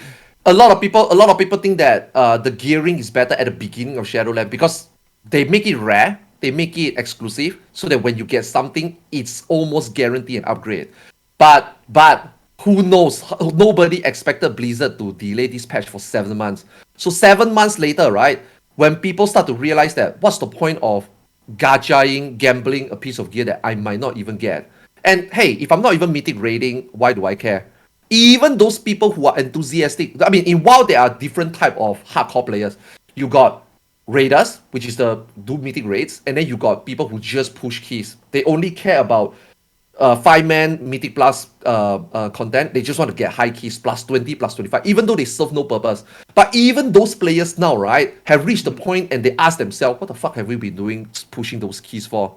Like, even they feel like Blizzard is not respecting them putting in effort to do plus 25. Why is plus 25? I personally feel, right, now that I've been through the whole raid here, right, I would say even the hardest boss in the mythic raid, Sire the Naturalist, I think, right, and individually, not talking about the logistic that I'm not sure we will cover, but individually as a Final Fantasy 14 individual player in WoW in the 19 versus the 19 players, that fight is not even comparable to a extreme trial in Final Fantasy 14. It felt like individually for me, each phase only got 2 to 3 mechanics. Okay, maybe my class can cheese a few mechanics, but even if I were to do it, it's not hard mechanics. But why would people then bracket, oh, Mythic Raid is equivalent to Ultimate? I look at them individual bosses. None of the bosses actually give me particularly any problem that I ever felt like I had. Even compared to Light Rampant, even compared to Lion Rampant, even compared to any mechanic, any combination of mechanic in Ultimate. None of the bosses make me feel pressurized to the point that, well, the first time I saw Limit Card, I legit felt despair. You know, I was like, what? I was like, okay, today is done. Today progression is done. We're gonna be stuck here for maybe another 4 or 5 days. That's instant reaction, you know. But when I look at the Naturous Mythic or even a Slow Legion General, when people say, oh, that's gonna be the gate, oh, Sludge Feast is gonna be the gate. Bro, Sludge Feast only got one mechanic. It's only a 5 minutes fight. Okay, the DPS check is pretty tight, the healing check is pretty tight. But my point is, as a Final Fantasy 14 player, right, when I compare mechanics, I'm like, none of mythic bosses, right, make me felt threatened. Now, the threatening part comes, can my other 19 raid member do this? Do we have time? They are only raiding 2 days a week, 3 hours a day. And to a lot of people, right? Yeah, 2 days a week, 3 hours a day is pretty good. 3 days a week, 3 hours is really hardcore. I'm like, what? Okay. I guess it's different. That's the different mid-core timeline, you know? perspective You're in Final also- Fantasy 14. You have to like, oh, can we prog this week? Well, it depends on the other 7 people if they can hit the mechanics right this week. So that's very familiar, actually, Arthas. There's also, I think, something quite flawed in what you were arguing there, Arthurs, in that right now you're kind of comparing cutting edge progression in Final Fantasy 14 to like week 752 progression in WoW. Yes. Yeah. Which, as we know, like you can clear a tier on week 8 in Final Fantasy, and it's not the same thing as doing a Different. plain progression. Yeah. So those 2 points are kind of going to be a little bit imbalanced in the way that you and I perceive them, based on the way that we play these games differently. Mm-hmm. But even knowing those things, there are really big discrepancies in the way that responsibility is handled within raids and things like that, which really just don't add up on a one-to-one scale. They're too different in what actually challenges you between the games to say this is an ultimate equivalent, because it doesn't work like that. Exactly. But I mean, that's why I also talk about my video though. I can only talk about my experience with cutting edge in week 947, right? I can't compare it to like the first time, the first 7 days I did WoW or the first 8 days I did T, right? I can't. But I can understand why, like I said earlier, right? I specifically emphasize, right, as an individual standpoint, as a one man, not including what the other 19 men is doing. When I look at the boss as my individual perspective with my experience from 14, I look at the boss this way, right? But I can totally agree that holy shit, man, I can't even imagine if I'm the raid leader that I have to organize 19 people, not just 19, because you also have to include subs, because 14 is not like WoW, right? WoW is not like 14, right? Where we can just switch job. Hey, this class is better for this boss. Hey, just switch job, right? You can't, right? So some people have to sit, some people have to ready, some people have to be sub, some people have to stand by, even if it's not the optimal 20-man job to do the fight because somebody is missing. So you think about this logistic, and then you have to include that it is way harder in week 1. That's why I met after I clear CE at week 792, right? I look back at when I was looking at how those world prog is doing those bosses that I did with their item level that they had. I'm like, how the fuck did they even manage that? My guild is not bad. My guild is casual in terms of hours put in. But these 19 people that I'm raiding with, they are pretty good players. But when we look at how we did and how they did, and they are doing week 1, and we are doing it like 7 months later, I don't know how the hell they did it. Now for the organization, you look at Limit Max, you look at how he raid, he's the 21 man, and he call out for, I mean, in Final Fantasy 14, you be the 9th man, you only need to look out. In Final Fantasy, mechanics are very delegated. Specific roles usually tie with a specific mechanic. This is a 2-man stack, this is a 4-man stack, this is a 8-man Protean, this is a healer mechanic, but in WoW, it's sometimes usually different, right? So you have to imagine there are 21 men looking out for, calling out the stuff, how they manage, how they gear up, how they have the correct job, ready for 10 different bosses. I think the logistic itself 100% on par with Ultimate. I don't think Ultimate need that much preparation, right? We go in max item level gear, we got the jobs ready, we do 2 casters. Okay, we don't need 2 casters, we get 2 melees, or we don't need 2 melees, 2 casters is better. Hell man, sometimes even 2 physical range, like in what is that? UCorp, 2 physical range is good. Like we can mix and match. But in WoW you can't. So many things you have to do. I think logistically mythic raid in WoW definitely is harder to organize than Final Fantasy Ultimate. I think the biggest reason for that, and this is actually why I think another part of the viewership being very different between the games, is that at its core, WoW as a game has much more player agency. And it ties it directly into the way that fights are designed, the way that jobs are designed, classes are designed, all these sorts of things give the player more control over the way that things actually play out than Final Fantasy does. Final Fantasy says you're going to do this, this, this, then this, then this. And one of those, this is maybe a this or that. And you're going to do that from start to finish of the fight. And there's more to learn. Your rotation, I mean, the different types of difficulty in between rotations between the two games. But when you have more control over what assets or aspects of the fight you can control in WoW, that's where the difficulty comes from. Because imagine every fight in WoW or in Final Fantasy is like T7, where you have push timings, which then cause overlaps, which then cause just unrecoverable situations. And it's not the fight forcing you to be in these situations, it's you choosing which path of the fight to take to be in these situations. And that's why the player agency thing is what I think makes the game more difficult in that regard. Yes, for sure. Okay. Just remember, obviously you guys all raided in Koi, right? Just one very simple example, right? Melusine, what is that? Koi, which turn is that? T7. Seven, right? Yeah. T7, right? Just imagine that. Okay, you push too fast, the Renault is disaligned. You push too fast, now you got two Renaults running, and then your petrification and your eye timer all goes wrong. Just imagine that in every single WoW bosses with 20 men. How crazy your damage profile, how variant your damage profile is. You push a boss wrong, it does the mechanic wrong. It's not even about recovery anymore. In Final Fantasy, we can just recover. Oh, we just push. Okay, we pushed it. This is not where we want to push. Oh, let's just see more mechanic. And then, in Final Fantasy 14, you don't even need to do DPS. You can see almost the whole fight just by staying alive, right? And the last time I remember that we have like a soft enrage or like a soft DPS check is maybe leaving liquid, the two hands. Bam! It just end there, right? But I think since then, okay, maybe the Vortexer Swindler you can come. But my point is, right, in Final Fantasy lately, we don't have to really do DPS to see the next phase. Unless it's an ultimate where you have to kill Nail, kill Twintania, obviously. But like in progging, we zombie through. But in WoW, you can't do that, right? From WoW on the get-go, right, you have to make sure that everybody knows what they are doing. Everybody knows how to push properly. Everybody need to be very disciplined. Nobody can greed, nobody can cleave. So that we push in where we want and we do the mechanics systematically, how we control it. So that's the harder part. And again, 20 people doing 20 different things can change the pushing, the phasing really all over the place. Whereas in 14, I feel like now I feel like Square Enix is making fights that feels more control, like less variant.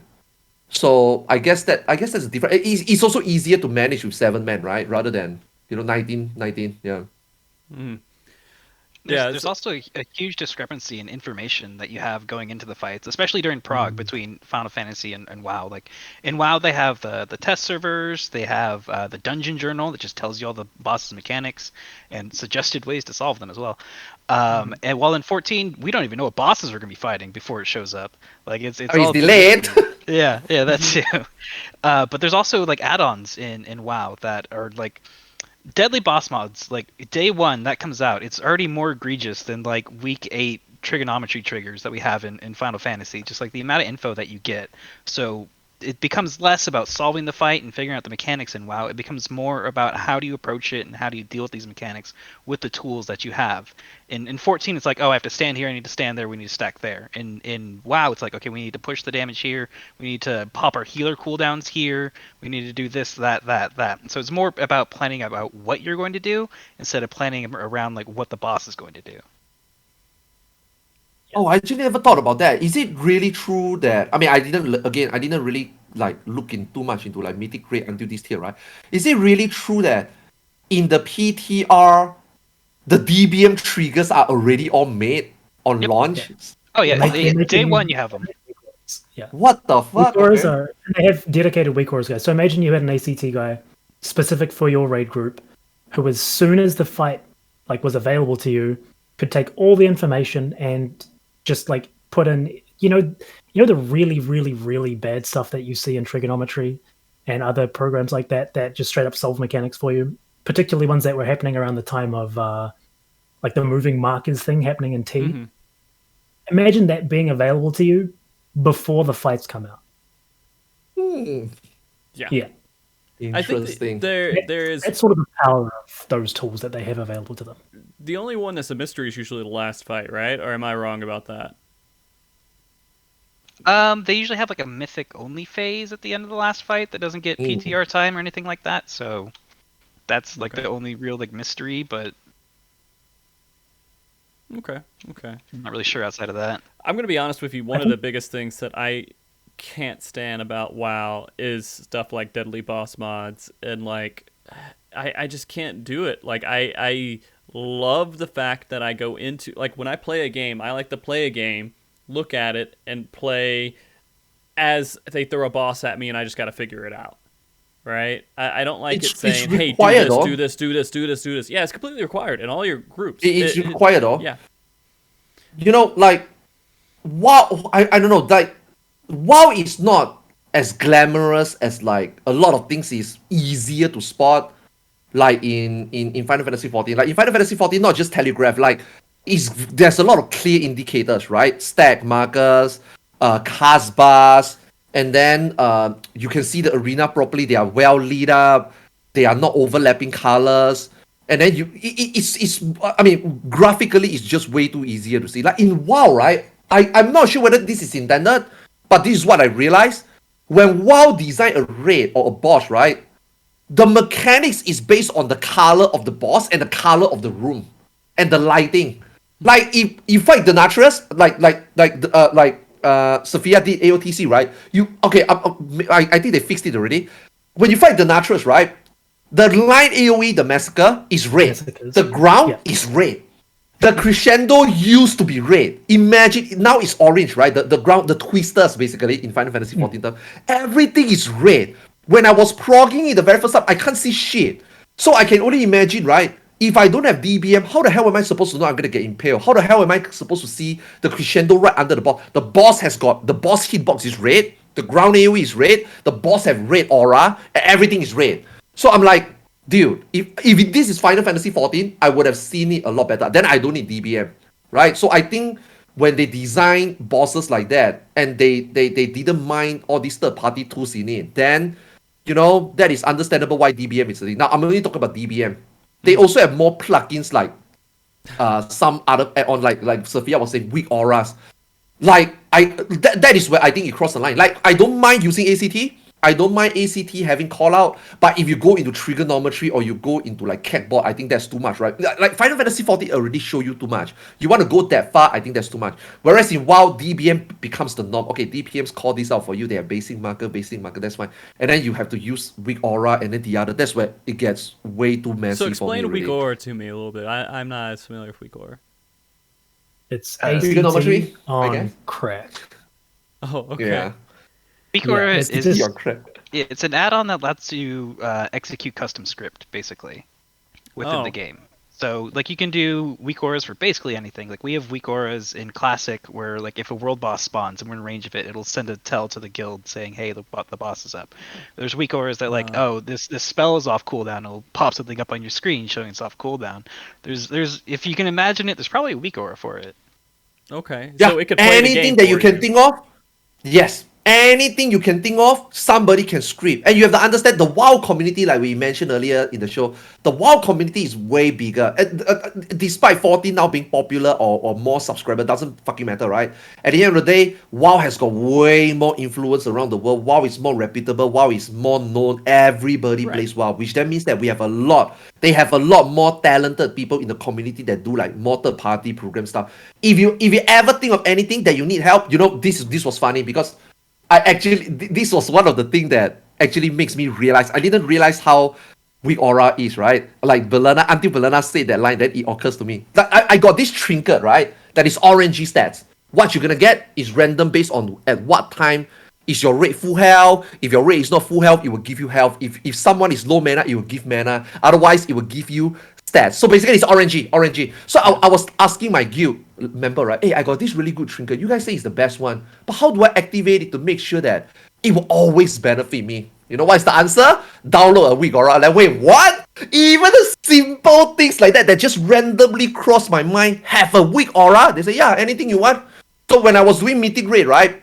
Okay, in Final Fantasy 14, I'm not lazy. Okay, how this mechanic work? I want to see it blind. I want to watch my VOD. How does this work? Is this an 8-man stack? But in WoW, right? Because I don't want to be, in Final Fantasy 14, I can be that selfish, right? Guys, I just want a blind prop. Guys, I don't want to watch clip. Guys, I want to figure it myself. And then your group is like, yeah, sure, just do that. But then if you're like doing a 2 days raid group, you want to respect the other people time, right? So instead of shit, how do I figure this out? How can I see this thing easier? I got problem figuring out how to look out for this mechanic. If you have any questions in your mind, like Banana said, there's always a weak aura for it. Hey guys, do you have any mechanic? Yeah, we do. Wait, how do you know what I want? We got it. It's like everything laid out for you, like, oh wow, so okay, so I guess the weak aura can just play the game for me then. That's how I feel like. So I guess this is my question towards that. Is the game even enjoyable doing it that way? Do you still find like enjoyment if you go through and you script all this stuff and it's still fun to do?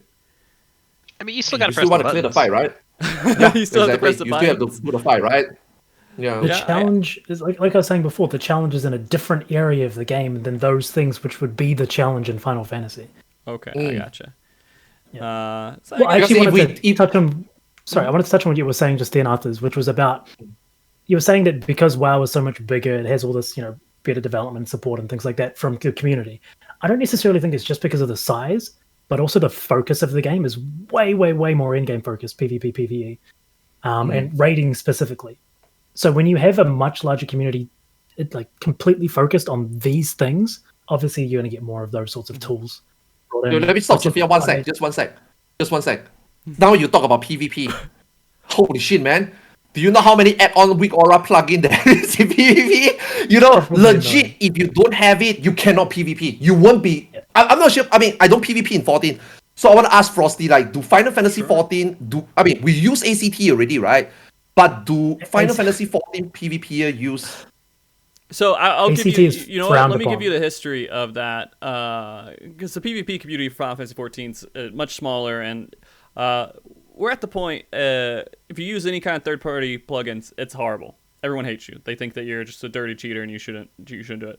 Because it makes the game stupid, right? Because then it's telling you what they're pressing, and you can't get on even ground with people playing PlayStation 4. You can't get, it just automatically fucks over so many other people who don't have the access or tools to that. And PvP is only for people who play PC, I guess, then.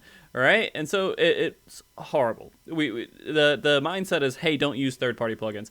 But there are pieces of shit out there who take packets and they analyze the packets. And, well, we know this because we see it in PvE already. But when you add that extra layer to PvP, it gives these guys this whole extra fuckery that they can do. And it's a small, very small fraction.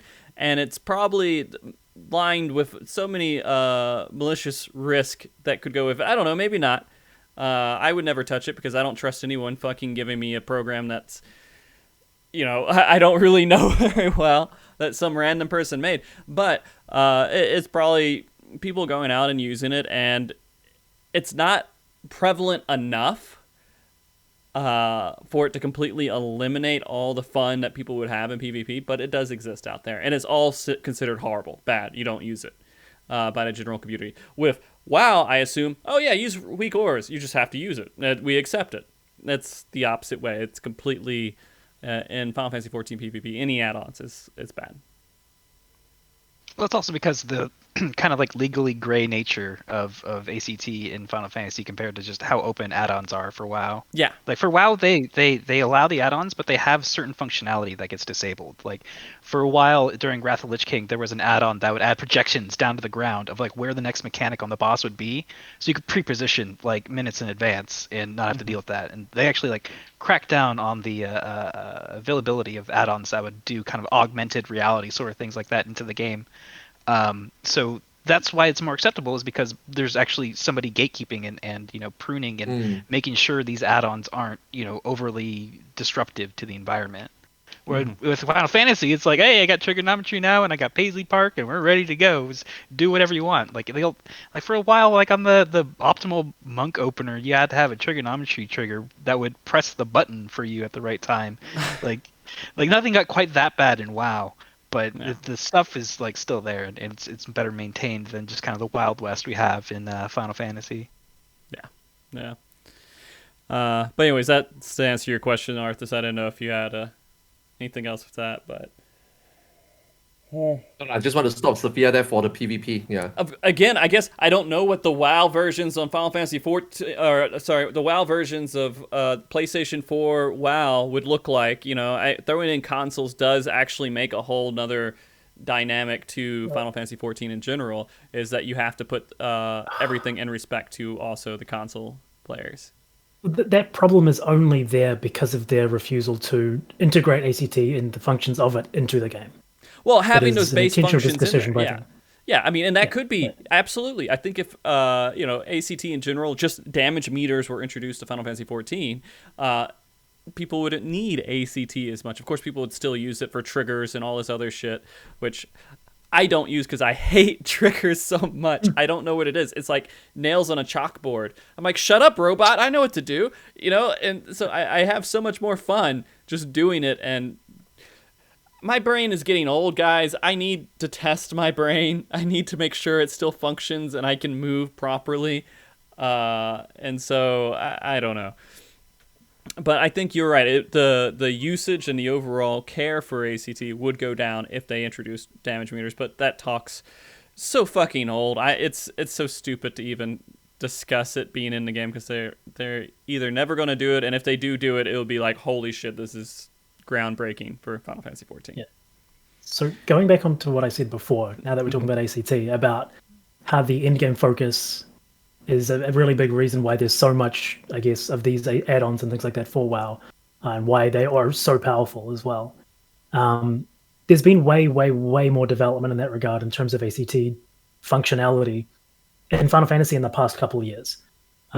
It's been like it's like an arms race essentially for people to get stronger and stronger tools.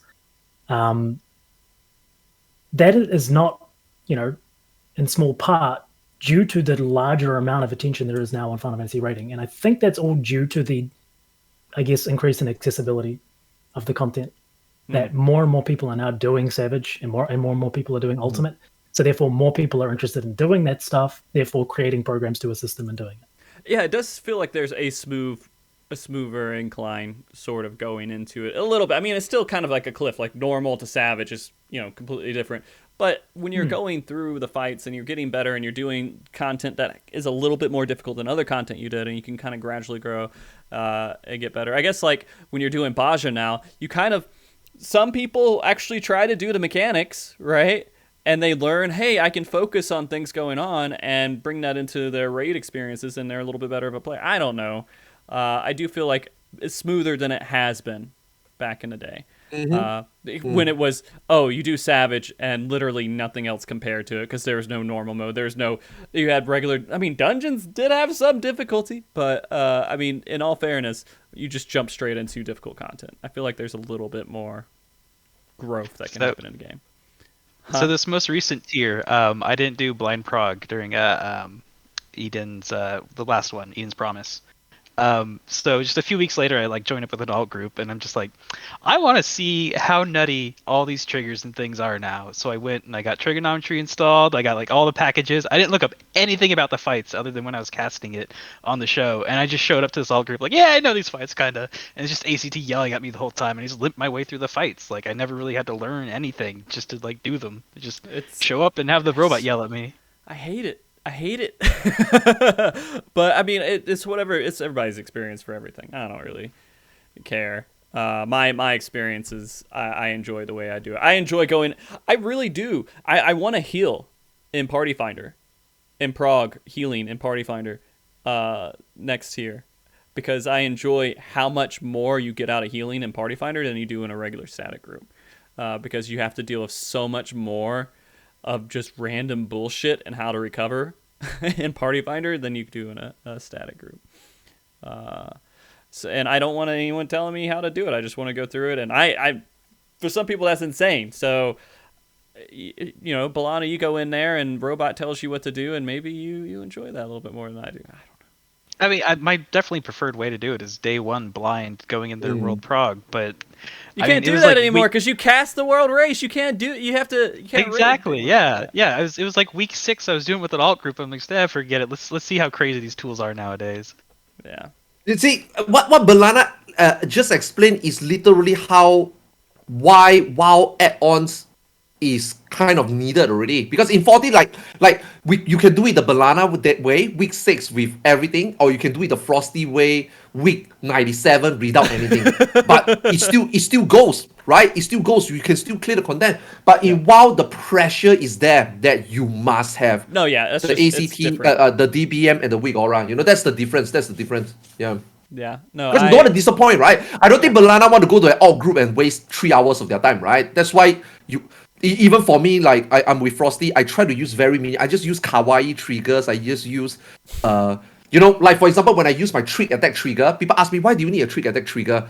I'm like, okay, first, the trick attack trigger is not for me to know when trick attacks are. If you're optimized, trick attacks should be up. Right, that you don't need to know whether trick attacks up. But like for me, because I park and I stream, sometimes when I see Ninja do like 50 seconds trick attack, then I'm like, wait, that first trick attack is 50 seconds in, then it kind of like I can make it like triggering or fun, right? To react, right? But like when in WoW it's totally different. I need it because I don't want to disappoint. I don't want to waste their time. I don't want to waste the other 19 people time. That's the difference. Yeah. Yeah. Yeah. No, I get it. I do absolutely get it. I do want to, this kind of turned into I said this was number 1 or round 1 or whatever. I named this like 50 different things.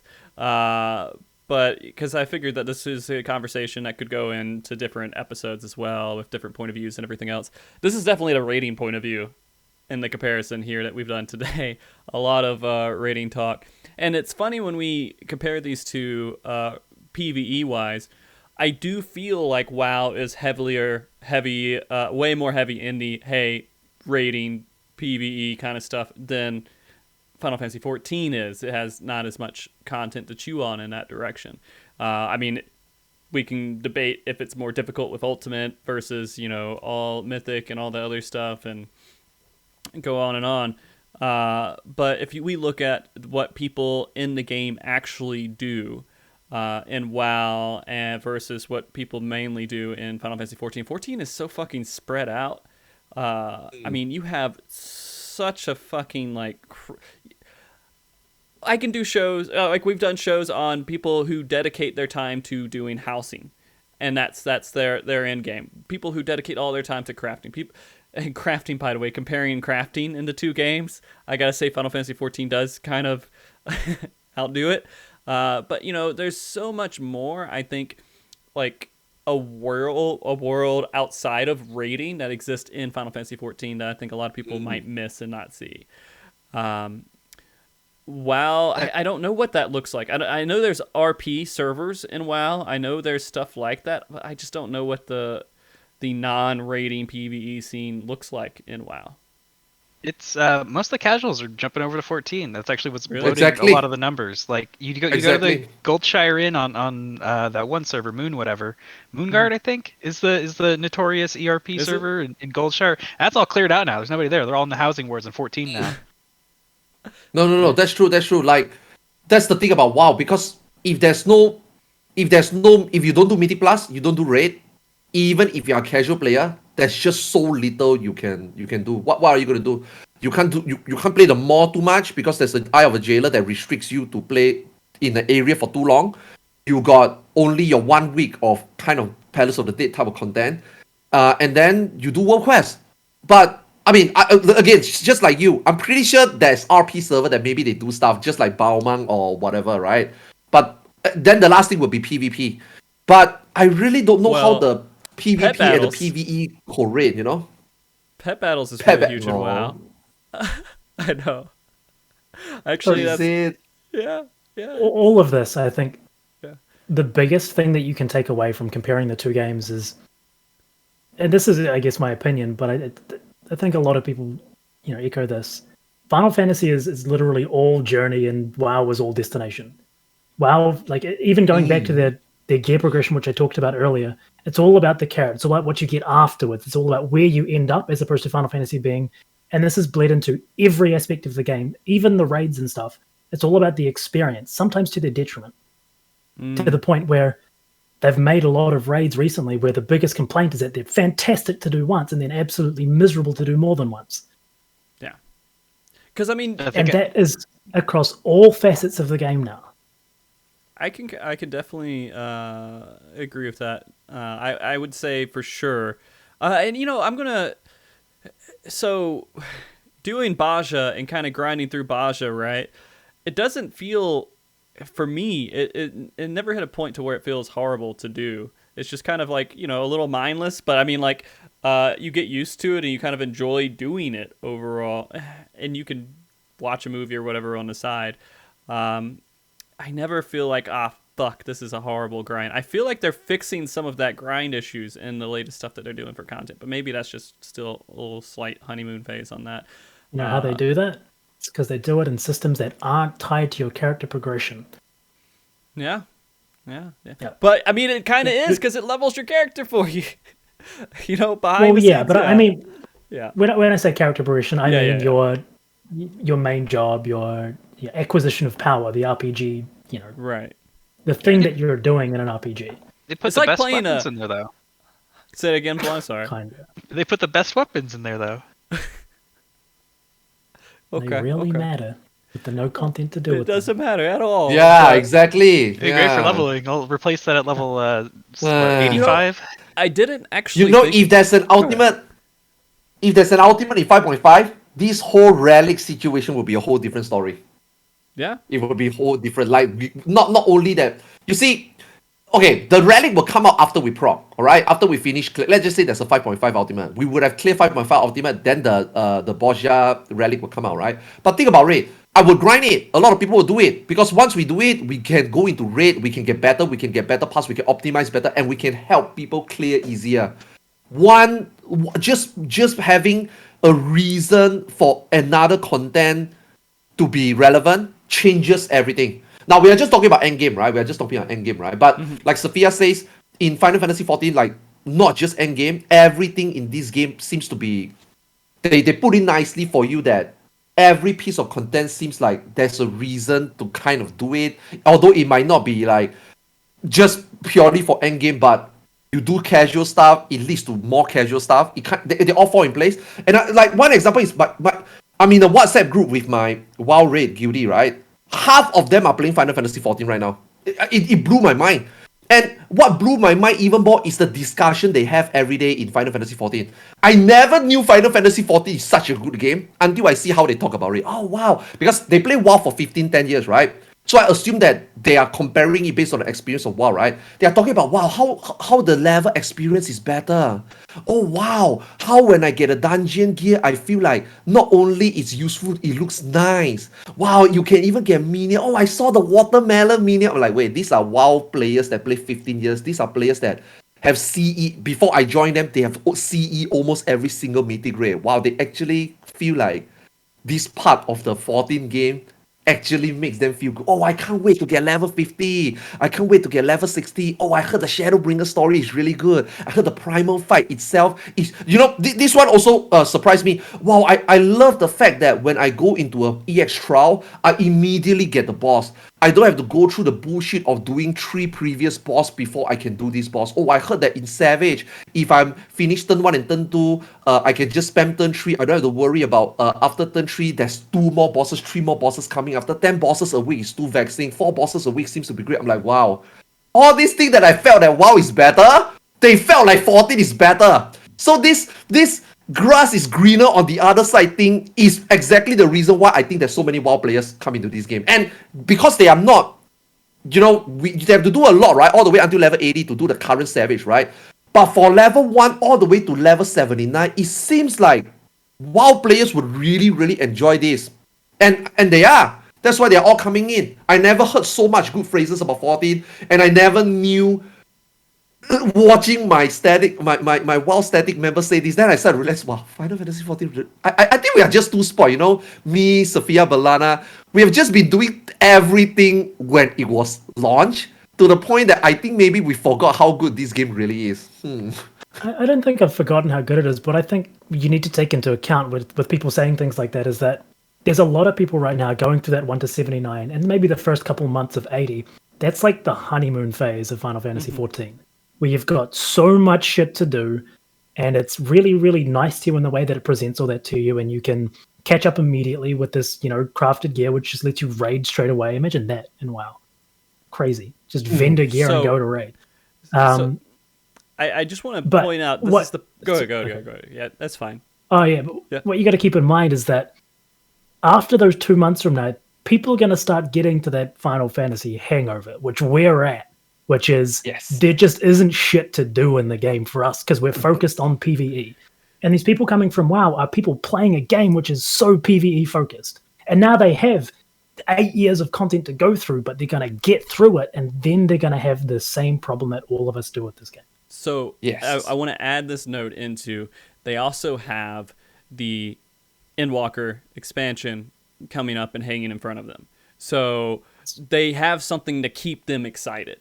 So they're going through all of this stuff, and then they hit the end, they're like, oh, I want to see what happens next and how all this stuff lines up with the trailer, if they're paying attention to the story at all, and kind of the next raid and what the new stuff, and I want to be there for the very front of what this content's like, and I want to live when this stuff is released instead of playing catch-up. They'll have that first chance of not having to play catch-up anymore when Endwalker is released. And so we have 6 months of them to do all this content and experience it all for the first time with the excitement of what the new stuff's going to come and be on board with everyone else in November. You know what I think the craziest thing is? For any WoW player, Final Fantasy is actually the perfect game to play if you play it the way the game intends you to play it, which is you come every 3.5 months to 7 months, you buy crafted gear, you do the raid tier, you go away. I think virtually every single WoW player that I've ever met would enjoy doing that. You get the raid content, it's well presented, it's fun, it's interactive, it's a new challenge, it's a different type of challenge than you're used to as well, it's fresh. It's pretty, and music's great. And then you don't have to deal with the nothing to do.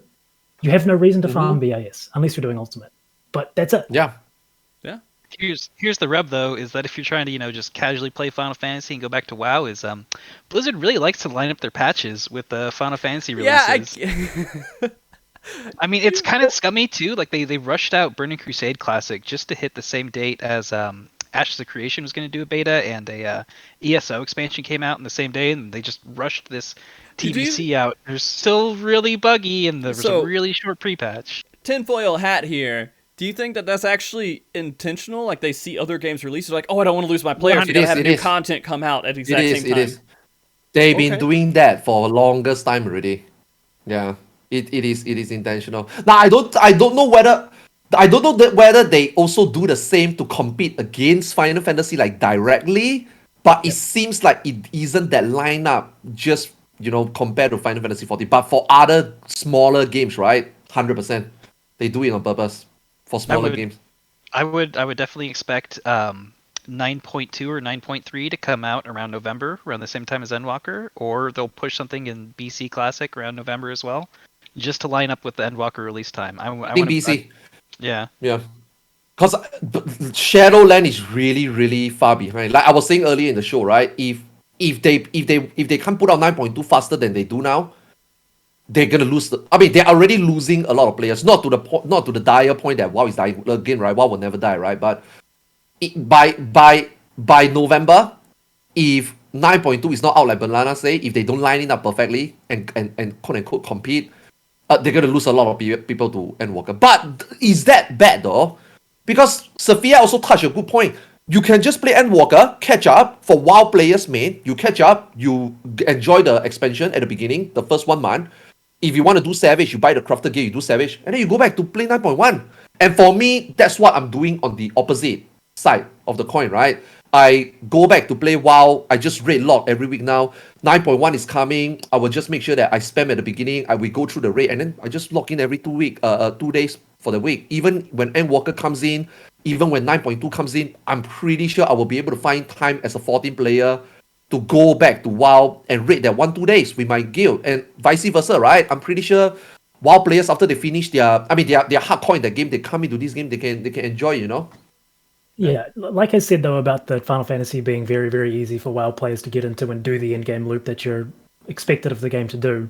The opposite for a Final Fantasy player going and trying to casually play WoW in-game is not the same experience in any way, shape, or form. It demands so much more of your time, so much more investment. Gear means a hell of a lot more there than it does in Final Fantasy. And the acquisition of gear is much more annoying and time-consuming. It's just... they want You to just suck do your time weekly up. and pray. You just do your weekly and pray, yeah. And also, of course, this is if, again, you find a group. If you don't have a Mythic Raid group, then yeah, going to play WoW casually is just to do Mythic Plus. You are just not even joining. You're not even getting the Mythic experience, basically. Like for me, for my case, already there's a group, so I can already plan, right? But if you are like straight up picking up WoW, and then wants to start from the beginning and tackle how to make your way into a WoW raid group, that is definitely way harder than coming to 14 and just get crafted gear and immediately raid week 1 or even week 2 or even week 3. Yeah. So you guys are basically saying Final Fantasy 14 is the perfect side MMO for WoW players. Yes. Okay. Yes, I think it is. Yeah. No, I maybe that's part of it too. So we'll see how it works out, man. I mean, it's going to be interesting over the next handful of months to see. That's where most of the excitement is going to come from, because all of the hardcore Final Fantasy 14 players are kind of done, right? We've done our piece. So the excitement is going to be like, oh, all these new people coming in that have like major influence in WoW and other places are going to come in and try 14 over this dead time while we're waiting for Endwalker, and that's where the next handful of months are going to have excitement from. So I guess that means that we're going to have like 20 MogTalks on WoW versus Final Fantasy 14 until Endwalker happens. You know what I want to kind of do in that time? I kind of want to get a group of Final Fantasy 14 players, like raiders, top-end raiders, and just make a mythic group and just blind prog it. You know, the other day, Revenge, one of the viewers came to my channel, and then we were talking about this, and I was actually telling him the same. I told him, right, what if, right, all of us streamer, I'm not talking about the best of the best Final Fantasy 14 players. Now, of course, we have one here, right? And I'm glad that you say that, because I was thinking the same. What if, right, we get Final Fantasy 14 streamers, Rin, Sfia, Balana, me, just hypothetically, I'm pretty sure it's not gonna happen, like Xeno, Violent, and stuff. If we can get 20-25 people, and then go into the next 9.2 raid patch, 9.1, I'm sorry, 9.1 raid patch, and somehow we get all the preparations ready, I think we can get top 100 here. When is 9.1? I think we can do it. Ooh, next week? The 29th? So yeah, let's get it So together I for mean, next week. hypothetically, right? Like Sfia said, hypothetically, I think we can do it. Really, I think with the time dedication that we have and how much we are willing to sit there and how we are willing to grind through the fight, I think we can get top 100 clear. Now, world first or world top 5, top 3, I'm not sure, but definitely just the time dedication, we can get top 100, and I want to see that. I would love to try that one day. Hey, Sfia, if you are down, you let me know, man. I'm down. I mean, that kind of did happen with the Shadowlands. Klops and Fold and all of them, we got like a group together, and everybody just quit playing before they cleared Mythic. Oh. Well, I mean, it could happen, dude. We could probably. I'm not part of this. You guys figure it out. There's just too much prep. There's so many weeks of daily chores that I just don't want to fucking do in WoW. That's why I quit. I got into like week 3 of going into the Maw and avoiding the jailer and getting my Stygia and going around doing the world quest to get the renown, to unlock the content, to do the thing, and it's no, none of that's for me. I guess the question would be, when would 9.2 come out? If we were going to ballpark it. Who knows? There's no way to even ballpark it? No, because this is the first time of all the WoW expansion, the first patch took. I mean, COVID didn't help, obviously. But even if you include COVID delay, this patch should be out by March, April already. So this is how long it has been delayed. So nobody really knows. So why I was saying that is, if 9.2 was after we all get our burnout on Endwalker, right, then that's something that could possibly be organized. But if they're going to release 9.2 and Endwalker releases, you know, What the fuck? You know? 9.2 is probably going to be around the same time as Ultimate, so I don't see it really happening for that unless it's a little bit of stagger there. Yeah. Ooh, the lock. It would have to be after Another 9 months, 8 months. Probably. Yeah. All Dude, right. that's rough, man. That's really rough, man. You know, before I play WoW, when people, I mean, the comparison is already being talked about even before this max exodus of WoW players coming in, right? When people always say that Final Fantasy XIV got a healthy patch, right? Like Sfia say, they spread it out nicely, you know. But the real comparison would be 9.0 to 9.1 to 5.0 to 5.2. Right, that should be the actual. But Right. the fact that 14 put them out spreadly nicely, kind of makes sense that why people used to tell me like, yeah, we got nothing to do for the next 6 months. I'm like, wait, what? What do you mean 6 months? There should be a lot of things to do, right? Even if it's casual injection of content, they said nope, it's over. Everything is already there, already given already. I'm like, oh, okay, didn't know that back then. Now that I see it, yeah. Can you imagine if you don't raid really 4 months before you wouldn't have anything to do already in WoW? Yeah. All right. I guess we should start wrapping this up for today. This is pretty good. We've already been here for 2 hours. But this has been like I want to now after doing this I actually do want to do more shows. I am very curious about going and getting WoW creators now and bringing Maybe them in. Asmund will respond to your tell. Yeah. Maybe he will. I probably should have sent such a shitty message. I was just so jaded when I was I can't believe you actually You hit enter can- on that thing. Your next show you can just get now it's 3 Final Fantasy main players, right? There has to be a way that you can get 3 WoW main players that like Zepla, no? Oh no, she Zepla's doesn't not play. a WoW Fantasy main player? now. Yeah, she doesn't play that. No. No. Cops probably have a good perspective on some things. If you can get any, you'll be great. I don't know any of these. The only person I know is Asmongold, and that's the only person I know, and I think, wow, okay, that I associate him to WoW. I associate like Try to get any.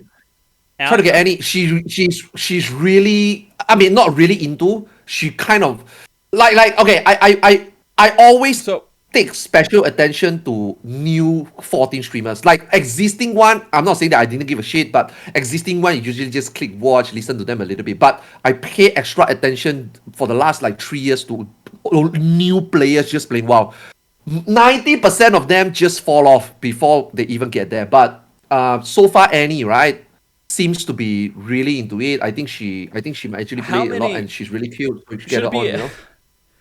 should it be a prerequisite that they've done some rating and in-game content in Final Fantasy XIV so they can have that perspective?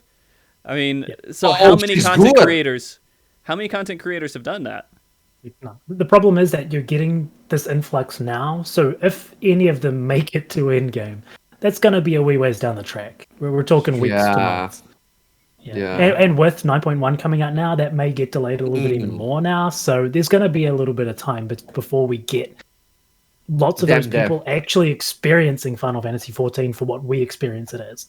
Yeah, a lot of people are saying Jesse Cox, and I know. Oh yeah, Jesse also plays that. Yeah. Yeah, I don't know how far. I guess I could figure out from him. But yeah, That's the thing, man. 9.1 is gonna be disruptive for these players that come through. But I'm pretty sure at some point it's gonna hit the same brick wall where about September, October, they will start to realize that there isn't much, and because Endwalker is being so close, I think they will try to finish up. Like you said earlier, they will try to finish up, get ready for Endwalker. Hopefully they will do the end game before Endwalker and not just yay, we are now ready for Endwalker. But hope some of them follow through and do what we are doing, and then by then maybe you can get like a really good perspective from the WoW content creator regarding end game, I guess. Yeah, I mean that's what I'm curious about because we haven't really had too many opportunities to have conversations with people who are really hardcore dedicated to WoW and have done like Savage and Ultimate, at least from not known content creators, right? But if I don't know if we find it, I will definitely I'll look into it because I'm curious about that perspective. Because you are right, we are kind of Final Fantasy 14 looking in, although we all have lots of WoW experience. But I don't know. Yeah, I mean, even for me, even clearing the mythic raid, but I do it 7 months later. My I can only talk about it on like a casual Mythic Raider standpoint. You know, I'm also very curious about how they do it, the actual preparation, right? But it's also hard to compare because I don't think they will ever get a chance to do Ultimate. You know, let's just say they get to the Savage part of 14. I also don't think they will have the chance to It's really going to do be Ultimate to get that. just as We long will as they never get know a about super Ultimate, clear. I guess, would be good. Mm. You are right. That's difficult. I mean, Dyrus is a good example, but I don't know what his experience with WoW is. I've never. I stopped playing already. Yeah. He hate the PvP. He stopped playing already. Oh, is that? Yeah.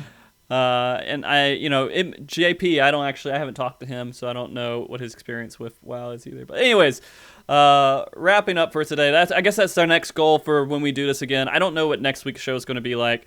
I think that MogTalk is definitely, it's very difficult to structure shows that line up with content when there's no content coming out. So it's going to be a little bit more exploratory, I think, over the next 6 months and kind of figuring out and finding out the best ideas for it. I would like to do that, though. I would like to talk to some people. And yeah, you guys are saying Rich, and I don't know if he started playing 3 days ago, he probably knows nothing about Savage. So might be good to give him a little bit of time. But thank you guys for coming on the show. You guys have all been fantastic. And I did tell you all last minute. I told you all Thursday about the show, and you were all cool about coming on. Yeah. So thank you. Hey, that's an earlier heads up than I usually get. You're the first person I asked. I thought you meant next week, you know? I thought you meant next week. Oh, did you? Yeah. I didn't even know today was Saturday. I was so lucky that I'm not sure you guys started the Discord group early, because I honestly didn't even remember So it was you today. didn't know you were supposed to have- come on the show until about 30 minutes before the show? No. As in, you create the group like a few hours ago, right? It's like 30 That minutes was before I go the to show bed. started. No, Yeah, not 30 minutes ago. Yeah. Oh, really? Oh, shit. Okay. Well, I'm glad that worked out. But yeah, before we go, I'd like you guys to all say whatever last words you want to say, and like where people can find you if they need to find you. So same thing, Sfia, if you wouldn't mind going first here. Oh, final words. Final Fantasy words 14's a and bit where people again. can find you. Whatever. Yeah. No, just thanks for having me on. I hope everyone enjoyed. It wasn't really a discourse, because it's been kind of discourse everywhere recently. But it was good. It was a healthy discussion about the state of the two games. And in terms of where you can find me, twitch.tv/Sfia, twitter.com/FFXIV. I have a YouTube channel somewhere. That's about it. Sounds good. All right, and Arthars, if you wouldn't mind. Thanks for having me. Although it's very last minute, but yeah, try to provide as much as I can. Like, you know, we are all not main WoW players, but we try to talk from our perspective on what we play and touch on. So, thanks for bearing with us. I'm pretty sure there's like a lot of WoW players wondering, listening to this and like, oh, this tree doesn't make sense. But hey, thanks for bearing. We try our best, right? Yeah. But otherwise, yeah, if you wanna listen to more of my bullshit every day, twitch.tv/Arthars. I'm streaming 14 just a very little bit until Ion Classic. Then it will be just full. It will be just full Ion Classic plus 9.1 WoW raid and preparation. This time actually I will be playing 9.1 will be a step up for me, because as early as its release we will be doing Mythic raid. Unlike, you know, this time we start out late because of how shitty Shadowland gearing was at the beginning. At least this time we have like a baseline from the previous raid here gear to use in Mythic. So this time I will try it kind of more harder than Cutting before, edge. and then I will see Yeah. whether all this work. Yeah, see whether all this work out. Because I also got Endwalker, I need to prepare. Can I get cutting edge this time again? Will my job be useful again? All these things is, again, part of the hardest thing about WoW raid and the unknown. So yeah, it will be a lot of WoW stream. It will be lesser 14 stream. So if you want to watch me play WoW and Ion, please do so. Twitch.tv/Arthars. But yeah, I'll see you guys in Endwalker. Wow, that's a long time ago. You'll see us on a MogTalk episode, I'm sure, See you in soon too. Endwalker. Yeah. So- Ready? Yeah, maybe. I don't know. I kicked you off for quite a while. Maybe we get, make it better next time. Balana, if you wouldn't mind. I'll start off being toxic, saying retail sucks. Just getting that out there. No, it's just not for me. There's things that the game does well, and I'm sure people love it, and you're very valid in loving the game that you love, be it retail or classic or Final Fantasy or whatever. So don't feel bad if we're shitting all over your favorite game. It's still your favorite. You can find me on Twitch and Twitter at Balana Raw. I stream sometimes. It's a grab bag of when I'll be on and what I'll be streaming, but I'm on there sometimes. If you want to read into my musings and ramblings more, I'm a little bit more active on Twitter. You can slide in the DMs anytime you want. Just drop the link in chat there. And yeah, so thanks Frosty for having me on again, and Arthars and Sfia. Always great to have a nice little chat with you, and I'm looking forward to round 2 of the WoW versus Final Fantasy MogTalks. Yeah, we'll see how that works out. And again, thank you to 3 of you for being amazing and coming on. I know everybody watching this, we haven't had a MogTalk in like 3 weeks because I went out on vacation to Hawaii. It was a 1-week vacation, a little bit longer than 1 week, with my wife, a very delayed honeymoon. So I appreciate everybody bearing with me for being absent for that long. But hopefully we'll start this going back weekly again. Every once in a while we might miss one, depending how it goes. But I think that I'm back into it. I'm working like 60 hours a week, but doing one podcast, I can kind of manage it once a week. So I think it's still working out okay. And yeah, look forward to next week, whatever we come up with. Remember, also thank you very much to all the viewers, to all the mods, to Karara, my wife, for putting up with me doing this, Andre Kane for the intro and the closing music, and yeah, and of course all the Patreon supporters, everything else. We do have a short video thanking the Patreon supporters after this, then we have the credits. You guys all have a wonderful rest of your week. Remember to be good, keep cool, stay frosty. Everybody say wave and say bye. Goodbye. Hey. Hey everyone. So here on this helicopter ride, I figured this would be a good time to go ahead and shout out everybody that helped make MogTalk happen and was generous enough to allow me to go on this wonderful vacation. So thank you very much to some very high-tier supporters here. We have Awk Morning, which is a great raid resource website. We also have Teamcraft, wonderful website if you want to actually do any kind of crafting with other people. I would definitely check it out. Face Temperance, also a great place for organizing events, and you guys should check that out as well. We also have some just really amazing people supporting it. Dude, it's Antonio, D Fury, Daniel H, Megan C, Nami, Tag, and Dr. Dirk. So yeah, I figured this was just a great time here in the air to actually do my personal thanks here. Hope you guys enjoyed the show. If you want to, get the same kind of shout-outs, which is silly to me in some regard, you can also just go to our Patreon account there and sign up there. You also get mugs and t-shirts and stuff. And until next time, remember to be good, keep cool, stay frosty. Bye!